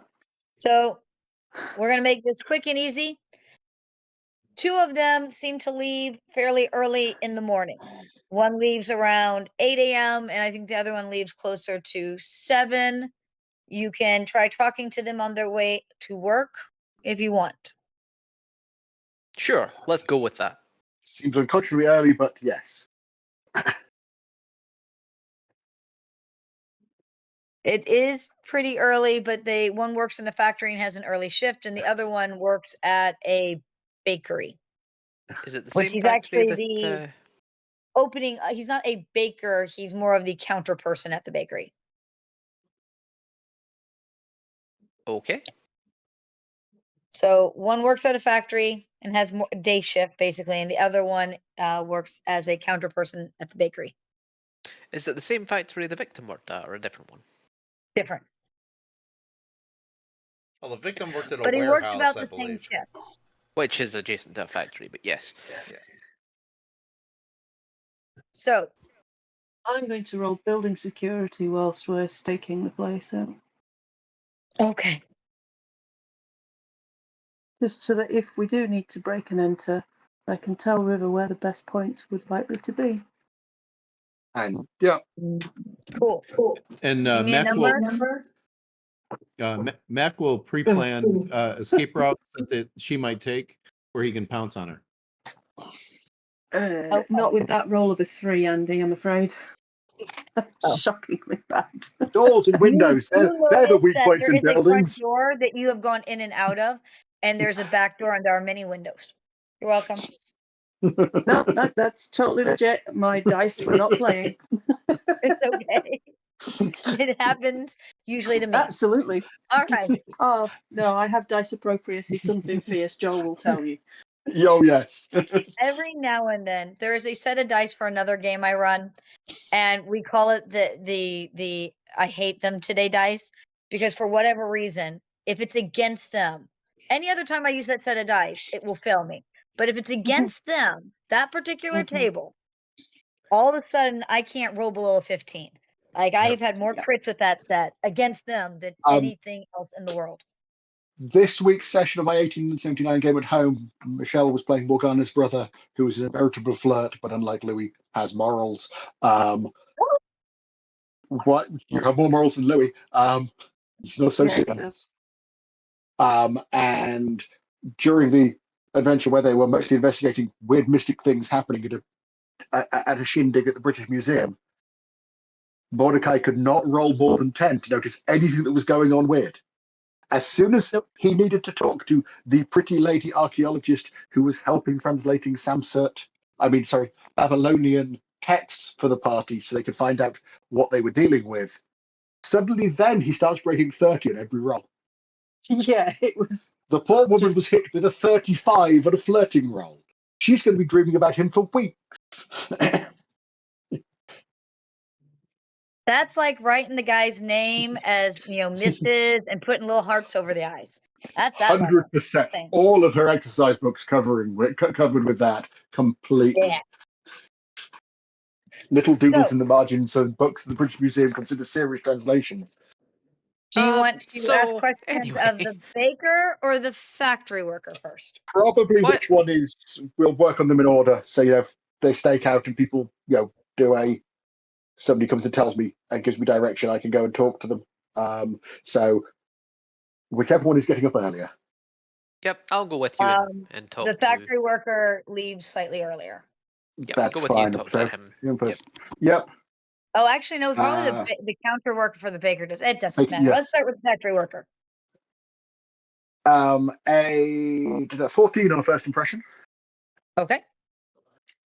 Thankfully, being a new morning, I have new karma. Yep. Since I'm going to be there, I will roll a first impression also. Although I don't believe I can roll karma on it. Let me just check. If it's it's a free skill, so no. So no karma yet. Yep. So let's have a look. That Did we say we a flipped 12. over to the new day? 12. I believe it being 7 in the morning suggested that. Okay. Yes, unless you want to start it the night before as they're trying to come home. But by the time they're coming home, they're basically on the doorstep. So I assumed you were going to watch them leave. Yeah, probably essentially we could have done the evening before, done a bit of stakeout. At that point, we know who the lodgers are and then can deal with them in the morning. That works as too. They leave. We can hand wave that happened. So you two approach the factory worker and you say, "Good morning. Sorry to interrupt your walk to work. Hand show card. We are investigating matters of a previous lodger at your residence." Yeah, Louis. Yes. He seems highly impressed. What can you tell us about him? Other than he's a cad? I'm not sure that even begins to cover it. He's a cad. Let's see. I think he's an idiot, but I doubt that matters much. Why is that? Because he makes up these stupid, and he keeps. Look. He literally is flirting with the landlady while bringing that girl into his apartment. Like, how dumb you got to be that you don't think you're going to get caught? And yet, and he just kind of shakes his head in that, how the Hades do some people get away with this shit type of head shake. Your landlady was. If you've ever seen it, it's a pretty specific head shake. I'm just saying. Yeah. Your landlady was upset by this? Do you know, or did she just seem to not be aware? Yes, both. Both. He would always come up with some excuse and some reason. And I mean, you'd have to have a rock full of boulders. And yet, she would believe him. So I think her head might be filled with boulders. Yeah. But did you Something say anyway. a rock full of boulders? She has a rock No. for a head filled with boulders. Look, you. It's The early, GM's brain forgive is him. tired. It's 7 o'clock in the morning. Of course, it's gibberish. Yeah, He hasn't had his coffee yet. that's right. Morgana hasn't seen 7 in the morning since her school days. Okay, that's not that long ago, but that's not the point. The point being is he seems to be honestly somewhat bewildered on how the hell she didn't realize that he's just a cat. But somehow he would just talk her into believing whatever cockamamie BS he came up with. Well, he had a knack from preying upon vulnerable people. He gives you a look, and it's not like mad at you type of look, but more of a, I wouldn't exactly call her vulnerable. I mean, Look at she's not the nicest person, but that doesn't mean she wasn't vulnerable to that sort of thing. What's she like But with a he shrugs landlady? and kind of like, okay, I can see what you mean. Is He she a looks at good you and goes, I landlady? actually feel bad for the girl. Good. I think whatever has happened in this matter, she deserves at least some sympathy. And He Louis seems is a to person actually agree with you on that. Louis appears to be a person who can bring out the worst in people. It's constantly He stepping over the nods to that line. too. Constantly stepping over the line. A habitual line stepper, if you will. Went out drinking with him once with his mates. He started a fight between two women so that he could steal from them. I mean, I'm not exactly going to run and tell the bobbies, but I'm also not going to be out with someone like that. Do you know which 2 women? Just out of interest. He can tell you the name of the pub, but no, he doesn't really know them. It's not a No. pub he usually goes to. Did you know his friend Nancy, or? If you give him a description, he's Yeah. seen her in the halls. This And then he guy. just kind of shakes his head again and goes, and she doesn't even seem like she's a bird brain. And yet, another woman falling for this. Some Like- people can be stupid for very specific people. I've seen it happen in other places, unfortunately. I don't know. Like, the more I hear about this, the more I think that there's something mystical going on, because this is starting to get ridiculous. Morgana, probably that's something to say afterwards. Morgana will very quietly suggest you introduce you to her brother at some point, The and you might big thing think with otherwise. Nancy is, and Nancy and the landlord, as far as you can get the feel off of it, is he didn't seem to be romantically inclined with Nancy. But it was always because, he wanted to treat her like the proper lady that she was. But he really feels like Nancy was just not thinking most of this through. And the landlord was never, he was very careful about making sure the landlord was busy, usually when he brought Nancy over, and already retired for the evening when Nancy left. Or he would meet Nancy elsewhere more often than not. It's like he tried to keep most of these people separate from each other so they don't know so much about each other. And then when they would fall into a, wait, what's that person doing here thing, he would make up some excuse that would sound innocent enough. This is just a friend, or, that's a work colleague. That's my manager, that's my boss's daughter and she's just infatuated, right? Like, I The get trouble what you are. usually happens when somehow, some way, that people figure out the lies. But it amazes this guy that these people would put up with the lies for as long as they do.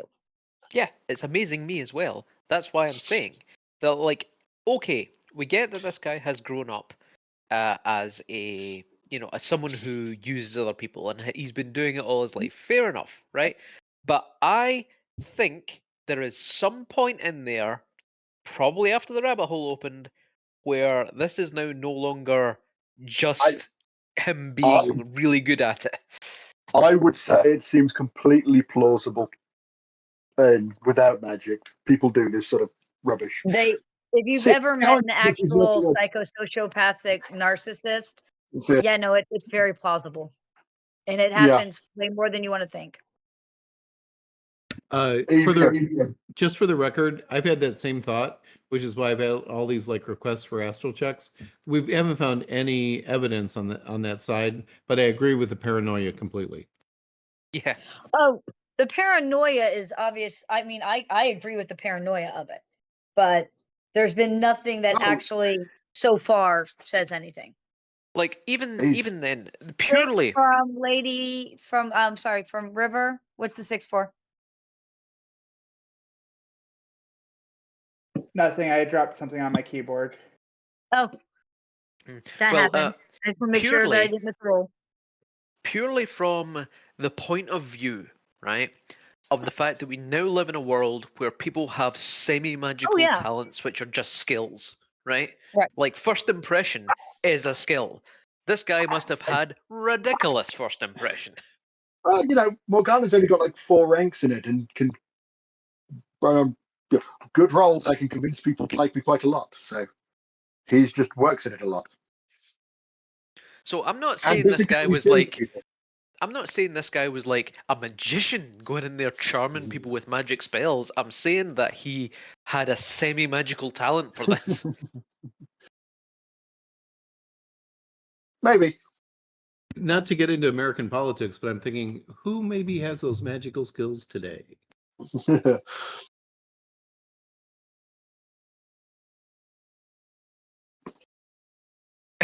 On that, yes, I would agree with you.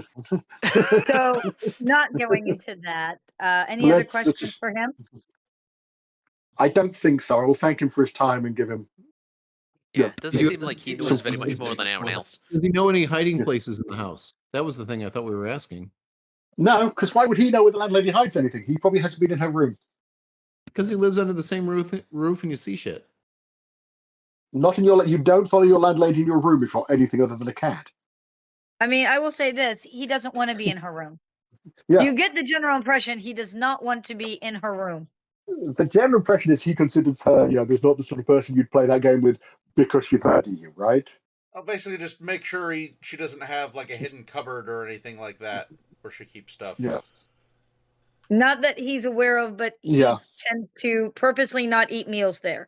Even though dinner is part of his supposed rent, he really prefers not to eat there if at all possible.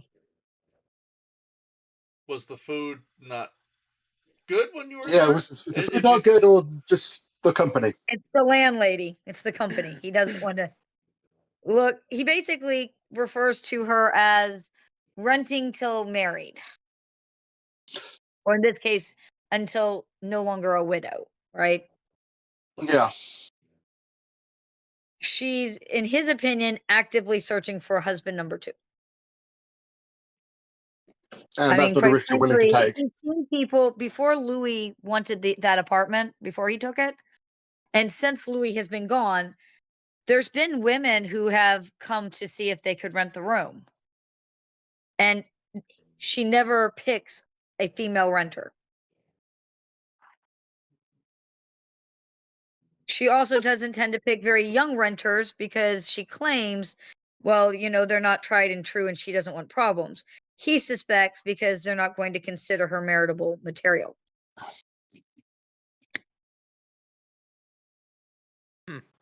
I mean, he could be wrong, but he firmly believes that she's looking for husband number 2.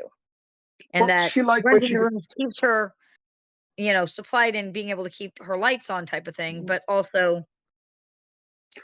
What's her temper like? I mean, he's never seen her get really mad, but he avoids spending a lot of time with her. Okay.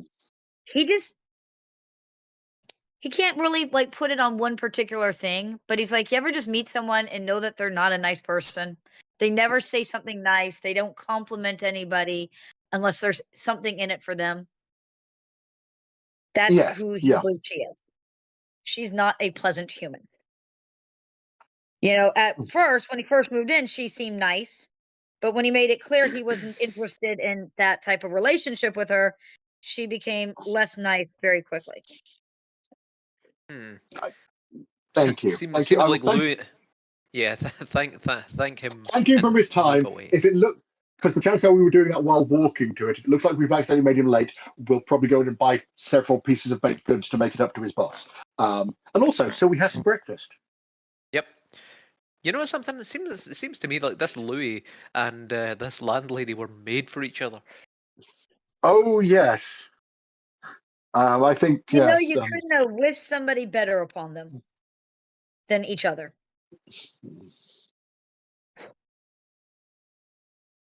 All right, so you go and talk to the other guy? Yep. So that's the baker, so we're gonna go after the factory worker. And the candlestick maker at the end. Maker. I was thinking the same thing. Keep it up and it will be a candlestick maker. I can totally do that. 18 on a first impression on him. Okay. Well, he thinks you're very pretty. Morgana will And thank you he's for the very compliment. interested in talking to you. I will do Morgana will a try and keep first her on impression topic. roll as well, although I imagine mine is not as good. I get 6. Right, I'll just hang back for this one. You go ahead. That's the classic mistaking him mistaking you for my boyfriend or something. I will ask him a similar set of questions, essentially, because it's the same information: impressions of Louis, impressions of the landlady. He thought Louis was all right-ish. He's definitely a cad. He's definitely, you know, playing people. And what he finds interesting is like Louis, once he thought you were kind of a friend, would brag about this type of stuff.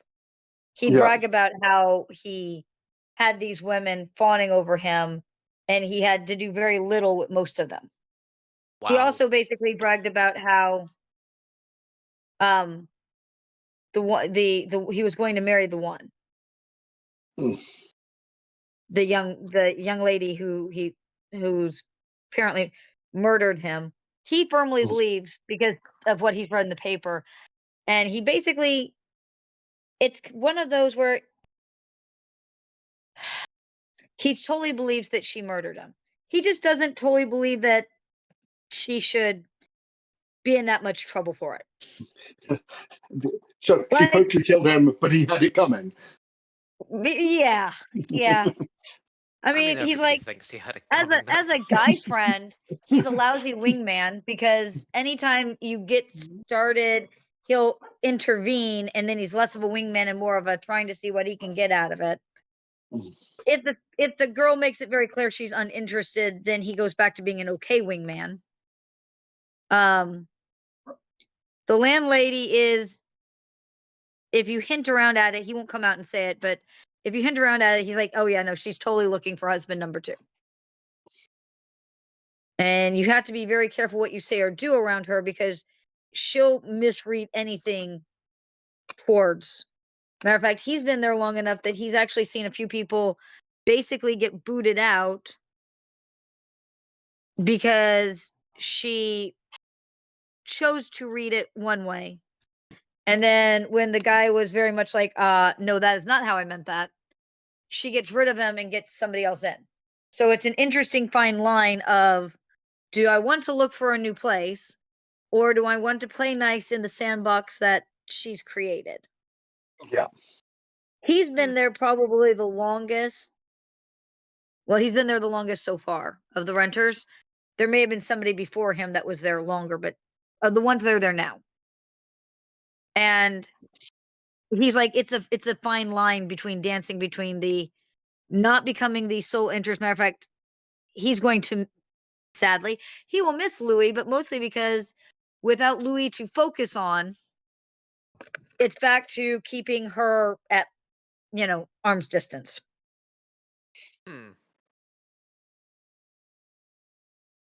He doesn't necessarily think that she's violent or anything like that. He actually describes it more as pitiful, pathetic, things like that. He's a bit more sympathetic towards the landlord, but not highly.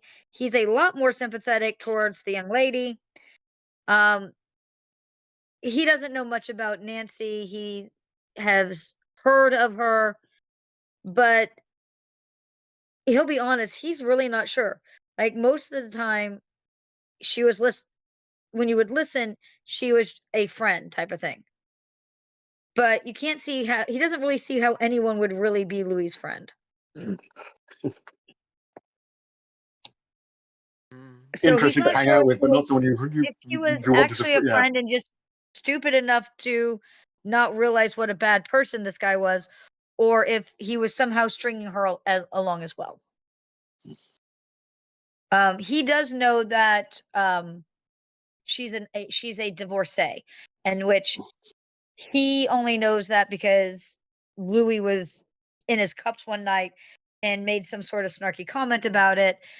But she does a lot to keep that hidden because in this time period, being divorced. Yeah. Which could explain why she might be more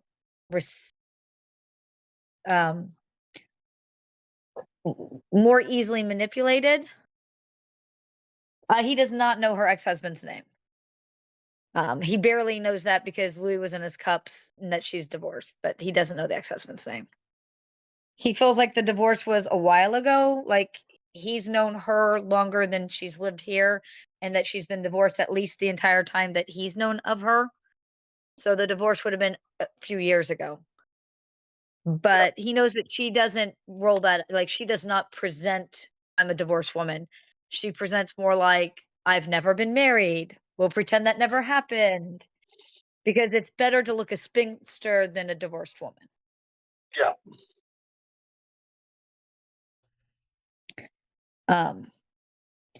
The third person, who is now a candle maker, y'all are welcome.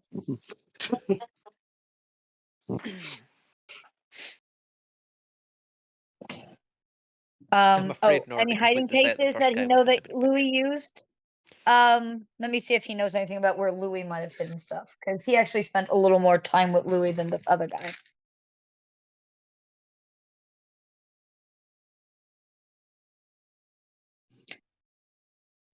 Louis once said something about a floorboard that he could shove something behind, which you guys already know about. You already found that. So, but he doesn't know anything beyond that. The candle maker. Oh, wait, Drew's typing. Make sure you guys are done with this one before we go on. It's just a note. It's not anything for the current scene. So, ready for the candle maker? Yeah. Okay. 15 on the candle maker for first impression. Okay. And Joel, that is a great idea. Don't even know why I roll at this point. I will say, British Joel, Yeah.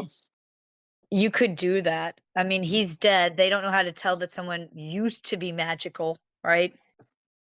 You could We can manipulate show a pattern things of to make him it look like she was being magically controlled. 14. 14. Ooh. No, the landlady's not the one who is divorced. The landlady is a widow. Nancy, his friend, is the one who's actually divorced.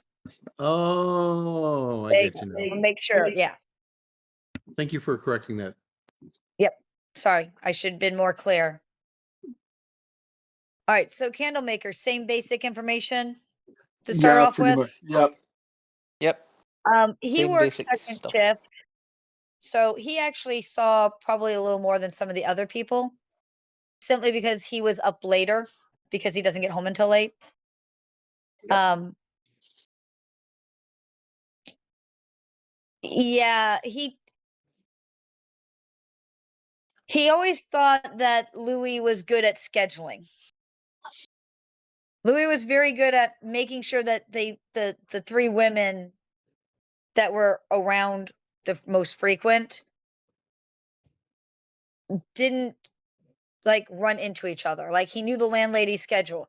He knew Nancy's schedule. Like he was very careful that when they did come over to the house, that they weren't going to run into each other.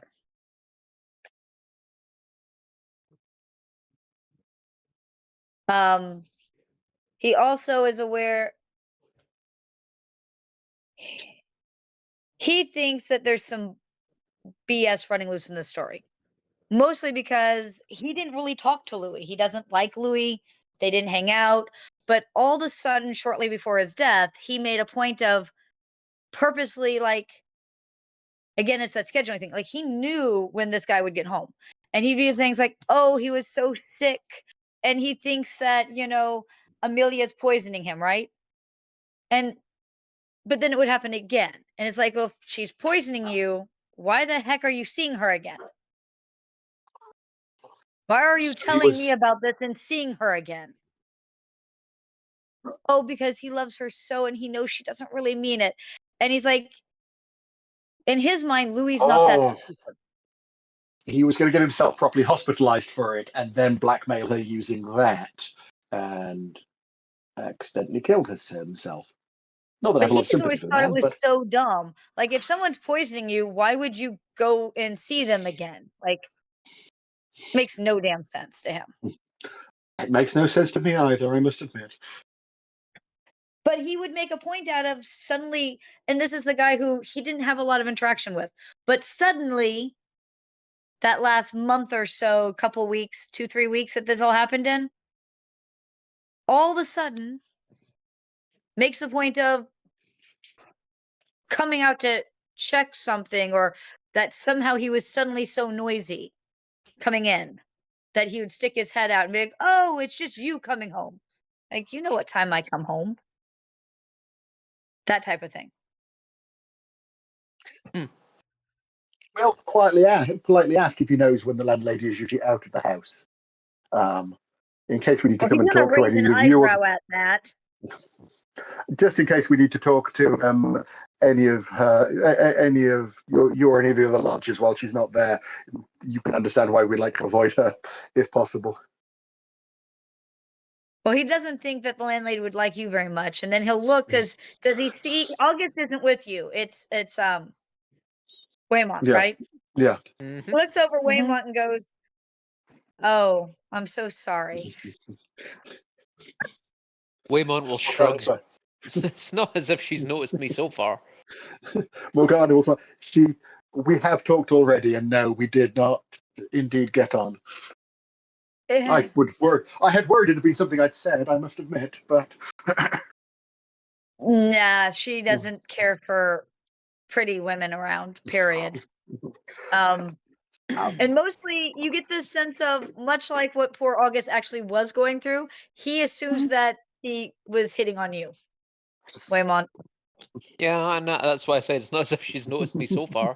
The only time I've actually seen her was when we went there with August. Ah, so that's the one she was going on about. Sorry, I just thought it was you. No, not me. Uh, what was she saying he'll about her mention a friend? couple of times, but they're mostly during the day. For him, he knows that she goes out and takes the laundry out like every Monday, Wednesday, Friday, or Tuesday, Thursday, Saturday, something like that. Every other day, she takes the laundry out to have the laundry done, and she comes back with the clean linens. She does grocery shopping usually in the morning, and she'll do the laundry in the evening or in the afternoons. And basically, it gets her out of the house 3 days a week, where she does morning errand and an afternoon errand, and that's about it. Morgana will fail them all Otherwise, practice she's there, according to him, not ask all the about time. Ooh, church. She's also gone for church. On the Sundays. Yep. So she's out of the house basically Tuesday or Monday, Wednesday, Friday, between 9 and 10, and then in the afternoons between 1 and 3, and then Sundays. Morgana will inquire as to what, because I made a willpower test. She will make a comment of what sort of comments was she making about our friend. We're just trying to get a better idea of her character. Sorry, what type of what was she doing? Comments was she making about our friend, Oh, August. well, about August? Because I made a willpower test. I rolled a 1. you rolled a 1. I was not going to, and I thought I'll roll. And then, Waymont will glance Here's the thing, at he wouldn't Morgana even have and to roll think, for "Are it. He you basically, stirring the pot?" he's pretty upfront about seem to really like him, now really hates him. Interesting. Well, gotta hear the gossip. Yeah, no, just.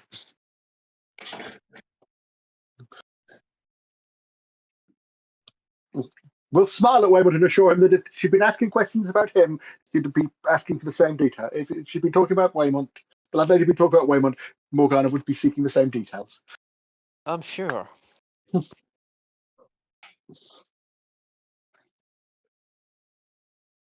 Well, whatever.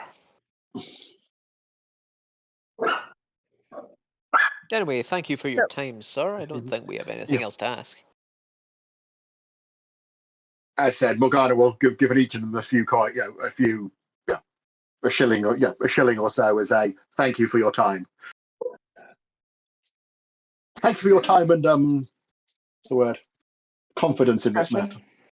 Discretion, yeah, that's the word I was failing to find.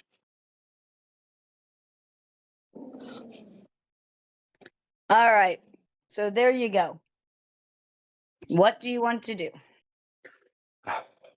Bribe or burgle? What are we doing?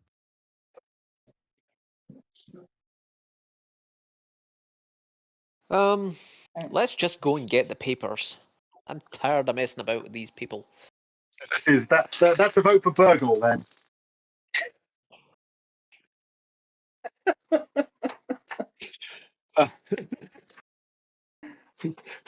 Bribe her and rob her blind. Yeah.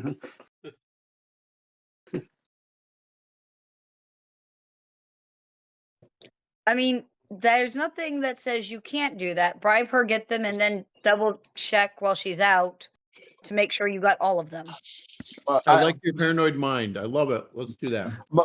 My actual plan for sort of if she's bribing, if she accepts the price, is basically will be going with her to make sure I see her where she's got them from, so I know I've got everything, because that's going to be my conditions on the buying. And then if I'm offering enough money, she can turn all that money away.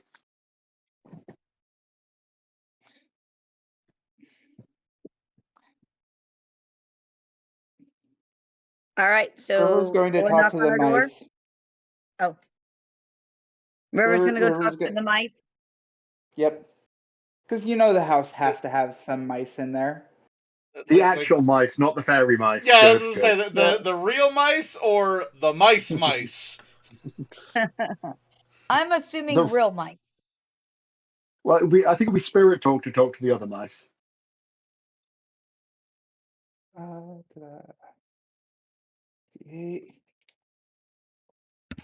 I have a 1879 rules question, which is, since we have these spirit mice that we're adopting and feeding. No, that you've adopted and you're feeding. Yeah, I think Morgana is trying to adopt them, but she's definitely trying not to feed them. Not. That was the topic. That was the topic. I'm thinking two things. One is if those mice could sniff the sample paper and then go look for other ones in the building, they could probably do, I don't know if it's locate, find, search. Let us not bring the spirit the evil fey mice into this. They will turn on us and side with the landlady as a nasty piece of work, find her husband, and do terrible things. And then I thought we could, while we're burgling, we could get something to feed the mice. No, just let's keep those mice out of this case. Well, regardless, we couldn't really. They're not like familiars where we could get them to do a find power anyway. Yeah. I was just connecting story dots. That's all. I didn't know how the No, mechanics no, no, worked. no, but you said it was a mechanics question. So, theoretically, yes, if we had somebody who had summoning, they could summon a spirit and could pick one of those spirits and have them do it. But they're not. We don't have anybody who has summoning, and we don't have anybody who's bound one of them as a familiar. So we wouldn't really be able to make Well, use of them. and the Fey mice are not spirits, so I don't think you can summon them. Yeah, It depends on how you're treating them, but yes, because you can treat Fae as spirits. Fae basically just get to do whatever the hell they want. some so you- spirits are Fae. Other Fae are not, but not all Fae are spirits as such. They're weirder than that, and they get to ignore some of the rules anyway. Yeah, basically the Fae just get to do what they want. I would Yeah. also, I mean, like, I'm not going to say you could not use the mirror that you use to contact them and you couldn't ask them. I'm sure Mother asked them to do things. I'm not promising it would work. I'm just saying that you technically could. But I'm going to jump over to River, who's speaking to some of the mice that were in the house. House mice, I guess. Real mice. All right, River, what do you want to ask them? Have they seen the landlady hiding paper? Well, she has she has papers. They don't know about so much hiding because they don't think about hiding things. She has papers in a box, and then there's the papers near her bed. Where are each of these? Both are in the bedroom, but the box is in the wall, and the bed ones are in the drawer thing by the bed. The wall one, you have to spin the dial.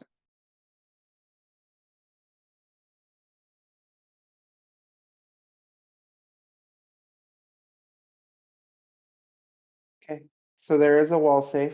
Where's the wall one? It's in the bedroom behind the painting. Okay. We knew there was going to be a painting. There's always a painting. How There's else do you always a hide painting. your wall safe? My Fair God, point. people. Mirror. Well, if we have photographs. I mean, let's be honest. How else do you hide your wall safe? You usually put some sort of picture. You could put a mirror, but you put something in front of it. Give them some of the baked goods that Morgana brought. They are quite pleased with this. All right. So there is a wall safe that has some some in a box, and then the nightstand.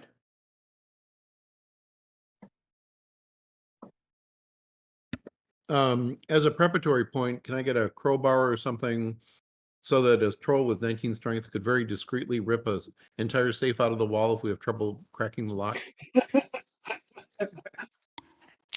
You just said the word discreet. I don't think you know what that word means. I think that word means what you think it means. Trolls with crowbars aren't discreet, Inconceivable. they're magical. Inconceivable, said the Sicilian.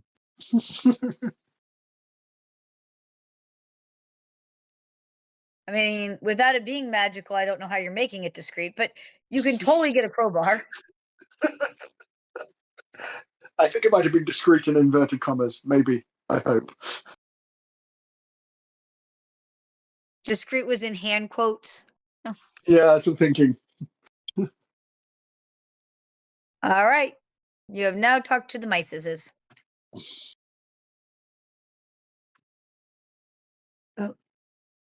So, I mean, we know.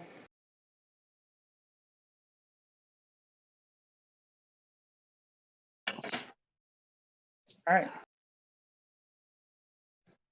Honestly, Can I go and knock on her door and talk to her?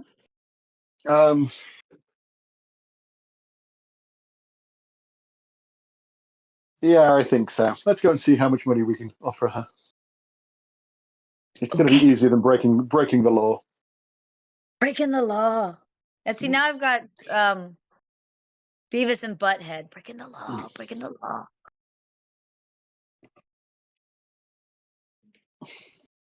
It could have been Brad. All right. So you knock on the door. Who's your main culprit at the door? I think Morgana's fronting it because, well, she hates me, but I'm going to offer her a lot of money. So And you're kind of our face type character anyway. Yeah. So Okay. So if we're she mixing opens the systems. door and you get the look of, oh, you.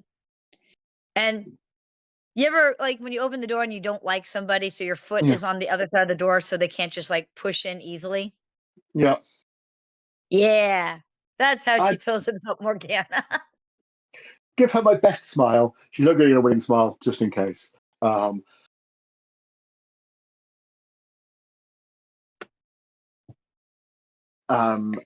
I would like to make you a business proposition. Oh. And she raises an eyebrow. I think it's best if we discuss it indoors. She has a very smug look, but she lets you guys in.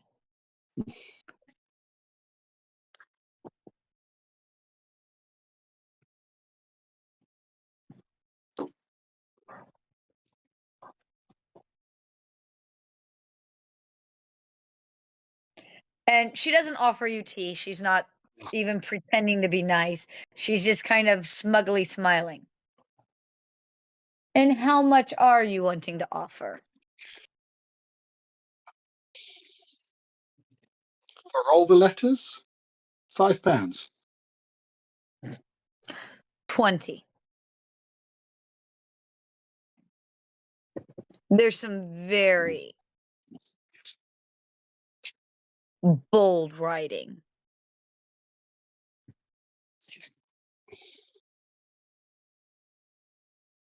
$20. That's optimistic.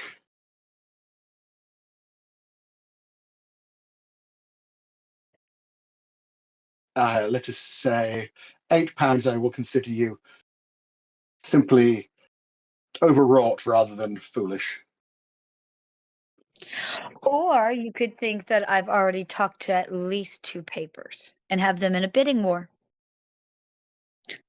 20.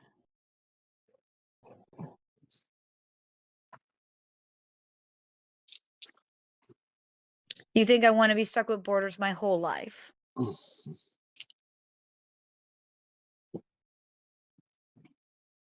Consider this giving myself a nice little nest egg for me and a future husband. And then she gives the nastiest look at August.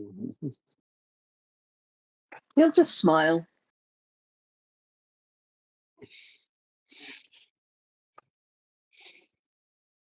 All right. Well, other than she's nasty, you don't get the feeling that she's lying.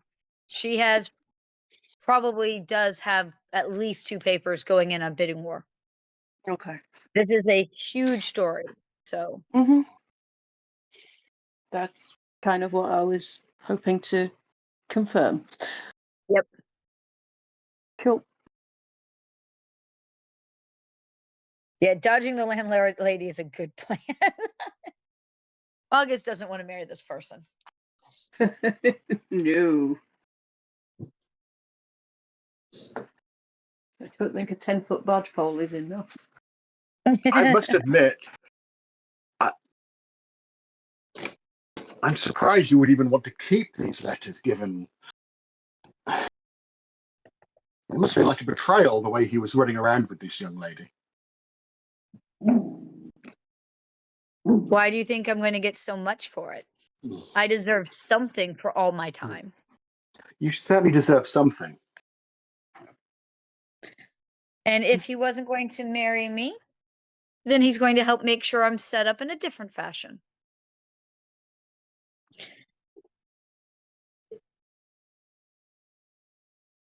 That's an interesting choice of words.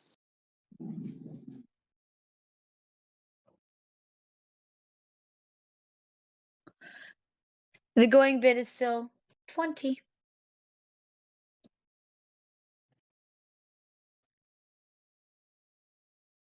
Sorry, I'm trying to think. Just if I can, trying to think of anything I've got that can. Do you have haggle? I don't have haggle.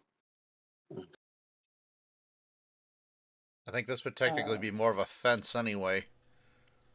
Yeah, but haggle is anything for overpricing. So, Yeah. and you're the I expert on would fencing at the accept moment, either. Brad. I would accept either. I don't think there's actually a fence skill.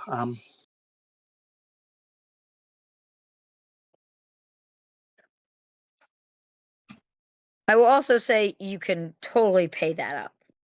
Yeah, I'm working on that principle. I'm just considering. I'm considering the Yeah, process just of trying to. Just a matter of whether I'm you think this woman deserves that. Yeah, that's half the problem. I'm considering No, saying I'm trying to find the right taunt to use against her.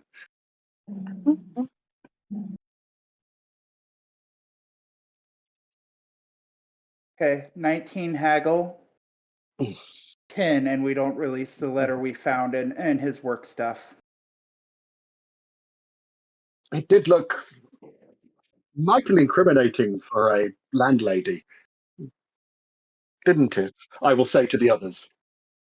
If I can count that as a taunt to wind her up.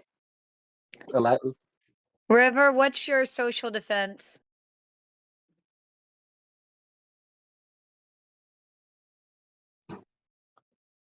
Uh, 8.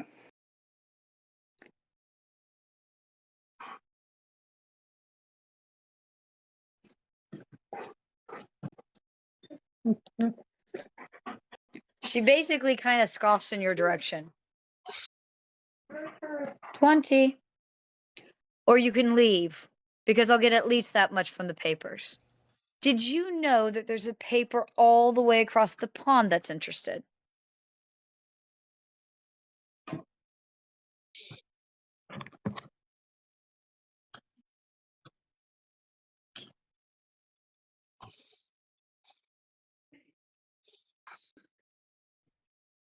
There must at least be some comfort to know that you can get this much money out of him, even if he was never really interested in you.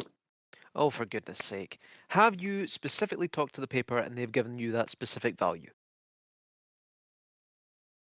Because as someone who studied finance, I know that this story isn't worth that much. If they're bidding with each other, that's fine.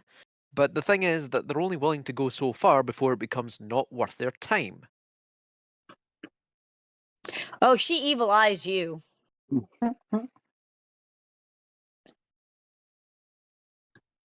What? Now, £20. £20 is an awful lot of money, even for a paper. If two papers are bidding the wars, and if there is a paper across the pond interested in it, that may change things, but not by that much. The amount that these are worth is roughly about £6. Now, if the two papers are bidding, and if you're willing to wait in a bidding war that's going to take about, say, several months, at which point the news will be no longer newsworthy, then I would say that you're probably looking at an amount of about £8. Now, what we can do for you is we can pay you an amount of £10. If you're willing to part with them just now, we will give you £10, or you can wait and get 8. What would you prefer? She gives you the nasty of nasty looks. Like if you thought August turned her down was an evil eye, this is fine 10. Do we have a deal? I will And turn to the others.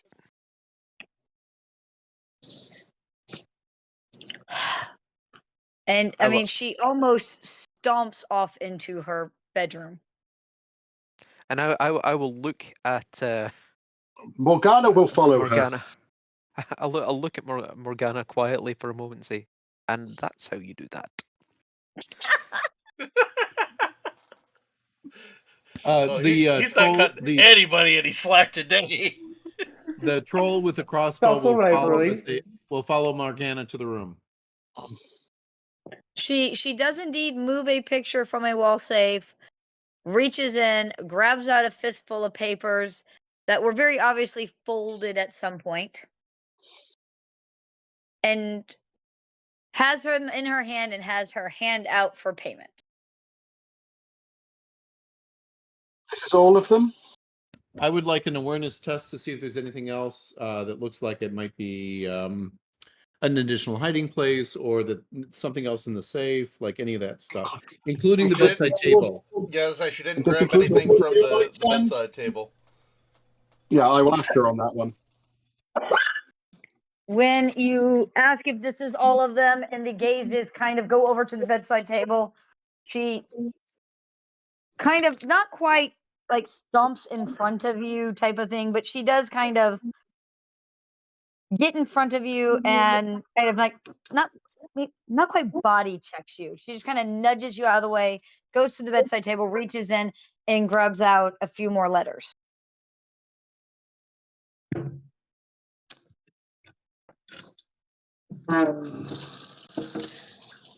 This is all of them. Payment. Empathic sense. Is she truthful? Somebody. This is important. 24 empathic sense. Is she telling the truth? She seems to be, yes. She's Good also dice. pissy. She's pissy and unpleasant, but yes, Well, it does seem yeah, to be but all. that's just, standard That's operation. just her, isn't it? Yeah. That's just her in general most of it. She's pissier than normal. Gotcha. She's super pissy. But yes, absolutely. Uncharacteristically for Morgana, while fishing her purse, she's not going to hide how much extra money she has in there.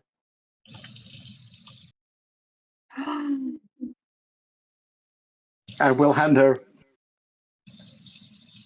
a £10 note or appropriate notes that she has on her.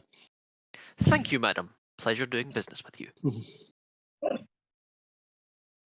You ever seen someone smile where it's more of a snarl than a smile? Mm-hmm. Yeah, that. She does I will not give love her her fellow my- Scotsmen. I will give her my best smirk. What's the opposite of first impression? There's actually a talent back for that. Snark. I'm gonna give her the Snark. last impression. Last impression, snarky. Morgana will give her her best smile. It does not reach Morgana's eyes. Oh, cold. So it's legit, though. I mean, totally legit. Do you? I'm sorry. Is the scene over or not? For another question. Unless Yes. it's not over until you guys are ready, which was going to be my next question. Do you then leave? Are you still there? What are we doing, boss?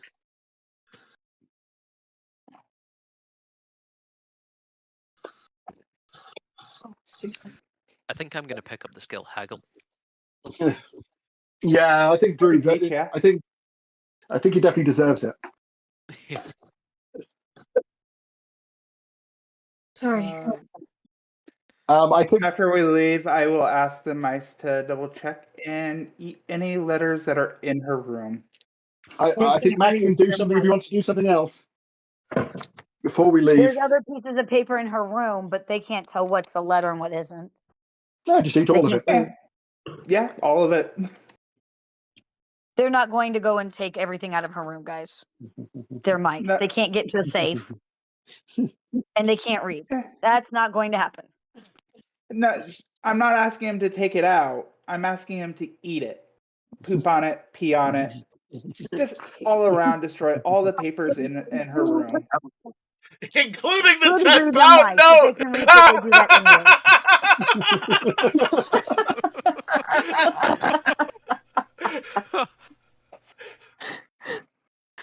anyways. There are worse ways to lose money, I suppose.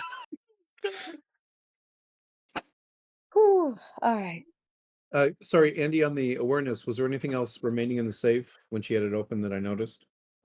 Oh, I mean, she's got some other papers in there. She's got money in there.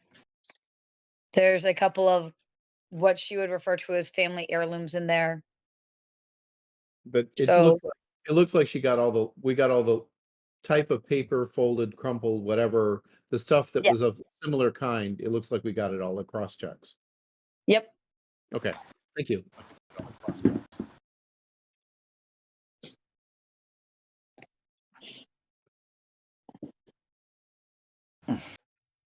And with that, you can take those back to the barrister.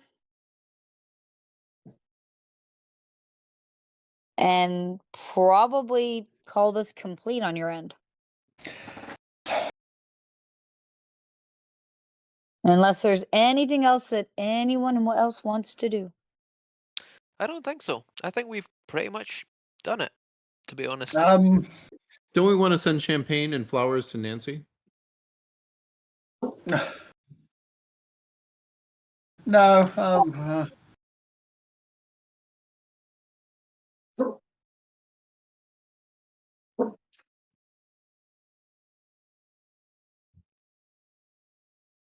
Why are we sending champagne and flowers to Nancy? Oh, for no reason. She didn't get away with anything. That It's would be to the random. landlady, but No, Nancy was Depending the. on who you ask, some of them think Nancy did it. Some of them think the landlady may have done it. That's, yeah. Yeah. Everybody's got opinions. Yeah. Which means it was a good story. Morgana may quietly setting things in motion to give Amelia a chance to start a new life somewhere a long way from this scandal. And that's a very lovely thing to do. If it comes down to it, she's a girl of good breeding. Morgana could probably do with A better lady. To look after her affairs at home when she's working and such like. Well, you already have somebody kind of doing that, I thought. No, Morgana's happy having a lot of staff. Morgana's just gonna hire like everyone we come across. All the This is a orphans. pattern. Except for the orphan that they left in the road, that gets to stay in the road. Yeah. What about the other side? Do you want to leave some poison pen stuff about the landlady so her reputation is known for what it is? To be honest, I think Yeah. her reputation's known for what it is already. We spoke to 3 people today who are all basically like that. Also, is that part Honestly, of our most remit? people who spend any time with the landlady don't like her. She's just not likable. I think we save any further actions against her if she tried to hide anything else from us. Just for my notes, in the conversation, did you get the names of the papers to monitor those for the girls' protection? In the bidding No, war? we did not. Okay. Not really, but I mean, the fact is that if anything does come out in any of the papers, then if she doesn't have actually the letters, it's going to be circumstantial evidence at best. All right. I'm going to put the words case and closed on my little notepad. Yeah. Just to confirm, did we because we went and talked to the tenants on the Wednesday? Did we wait till the next day to go speak to the landlady, or was that the same day? Probably the same day. Okay. Yeah. Same day. And Brad, from what you said earlier, yeah, you're right. Everybody's catching it today. A little snark for everybody. Trevor hasn't gotten any snark yet. So in You didn't hear what those general, mice were case saying. is closed. You guys can hop on a train the next day and head back to London proper. As a side note for the story, she is not found guilty, but she's also not found innocent. She's found that they didn't meet the burden of proof. Yes, There was so not enough proven. evidence. Basically, It was found mistrial, unproven. which is Basically. kind of the best we could have hoped for with how they do things. It really kind of is, because there was already a few letters that had, and there was a whole lot of public opinion that tainted the jury pool. Let's just call it that. Amelia, the fiance that she had tried to be with after trying to get rid of Louis, he totally marries somebody else, and Amelia ends up in London for a brief period of time, and then going to the States to try to start a life there. Makes sense. Yep. Does she become a pilot? She does not become a pilot.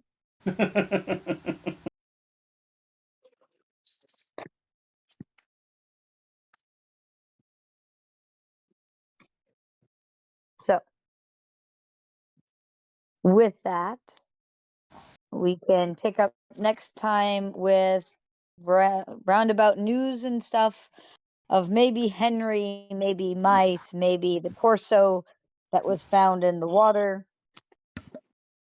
We shall see. Just for Dun, just dun. just for role playing purposes, can I have picked up something at the landlady's house to give to the rats or the mice? Fey mice? What are they? What, I don't know. For my Dormice. Yeah, For the that. Fey dormouse, Yeah. says this mice, dormice. Yeah, it's kind of a. She seems. You could if that's what you guys choose to do. I have no problem with that. It's not something August would choose to do. No. No. So, You know, for that's Is on it Mac if something that he wants Mac to do it. wants to do? Yeah. yeah. Because Mac could do it without them. Fomorians in the legends were always quite particular with Fey bargains, and Mac thinks of himself as a Fomorian. That's what a troll is to him. So he would. That's just part of what he would do. So you find something small that she wouldn't notice you palmed, and you have big palms. And then, do you just leave it on the mirror? But I'll Do you probably like do. knock on the mirror? What do you do?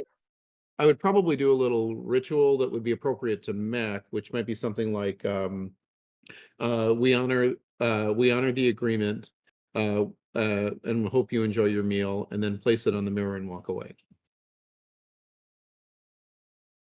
Yeah. Next time you come back, it's not on the mirror. Cool. Something small that people wouldn't notice that Mac had palmed, like a basketball. Or a bed. Exactly.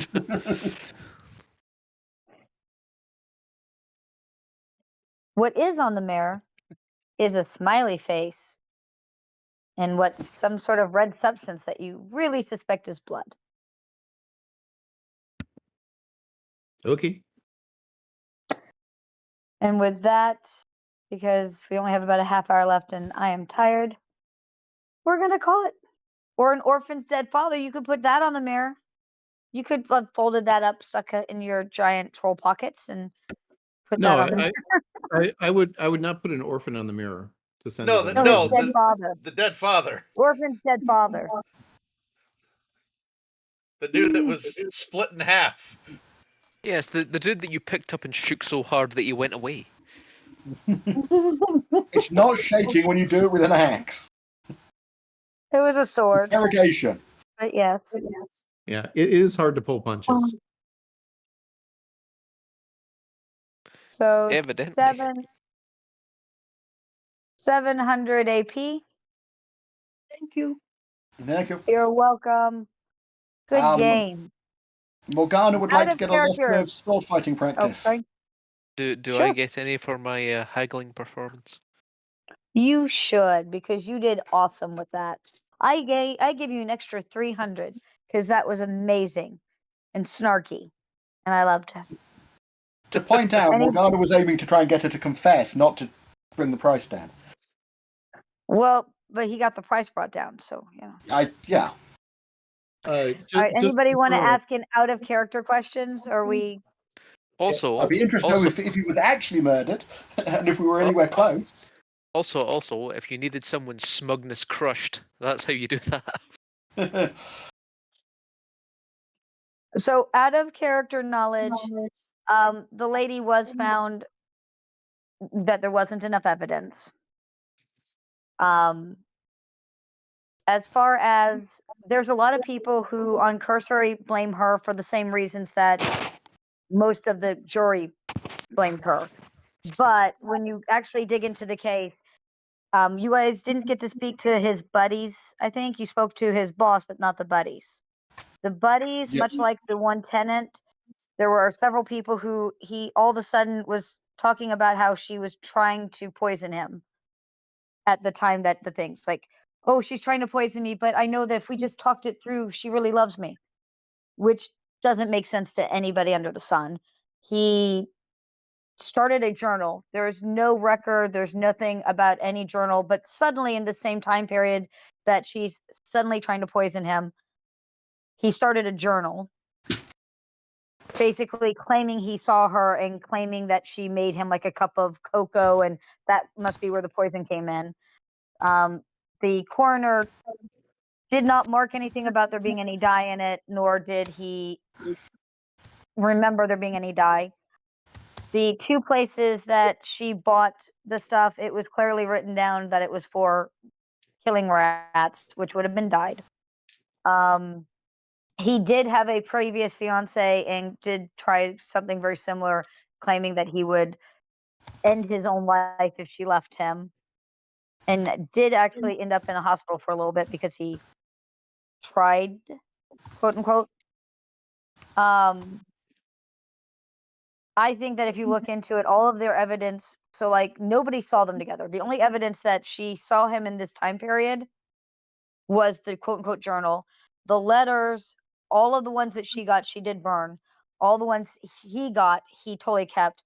But either he kept them in a haphazard way or the police bungled it and they were in a haphazard and they were not dated. So that got basically dismissed because there's no timeline to it. Everything they had on her was basically court of public opinion and circumstantial. So in my mind, the landlady goes to work for Grace Brothers as Mrs. Slocum. No, Mrs. In Slocum is all like truth, I think that if you look through it, it's most likely that he killed himself, trying to blackmail, because he did try to blackmail. There is proof, but there was things that that were circumstantial that counted against her, like shortly after it turned up he was dead and that they were going to be looking into his death, she did run away. But in that time period, most likely she ran away because the letters would be found. If she was so notorious that she was getting this arsenic and poisoning him, one, why would she do it in her own name, in her own neighborhood, right? 2, why wouldn't she have just stolen the letters if she was there, right? There's a lot of the stuff that was used in the case, but it wasn't really evidence that she did it. But like I said, the court of public opinion had already basically found her guilty. So if you ever figure out which the actual name on the case is, and if you want to know, I can give you the name. A lot of the stuff that people talk about on the little 8-minute videos that you'll find on YouTube, they totally blame her for it. But if you go into, like, I actually was reading a law journal from New York talking about the case, because it was kind of some very interesting legal stuff with them trying to get like the journal in and the letters, because they were undated and in no order that anyone could figure out. There's a few other things in here that, so yes, I would say that most likely he killed himself. All right, fair enough. I have a housekeeping note question. Now, are we doing 2 weeks from today again? So Lexi can play? Is that We're where back we? on, putting Yeah, it back on where we should. So it's 2 weeks from today. Yeah, so that November the 3rd for the next one. Okay. Yeah, I'll be out of town that weekend, but You can do weapon training in between, because Yeah, you could always practice with some other soldiers that you know or okay. knew. You could go to a class. I mean, there's ways to do that. Yeah. Yeah, because Nice. Morgana wanted to do some training, and I would be completely up for that. We only had the one fight, and it's like I want to keep my skills moving toward not circle 4. What do you call it here? Professional rank Breaking 4. Four. So, Yeah. just to be clear, would anybody object to me taking haggle then? No. I would would. encourage no, it. you'd and River can teach you how to haggle. So See, even easier.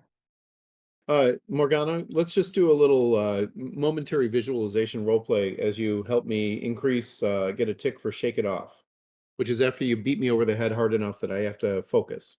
I think this is going to be stuff that we're Ridiculous. covering next session. Yep, that'll be next session. The GM is running away to lay down. Okay, So- thanks for running today, Andy.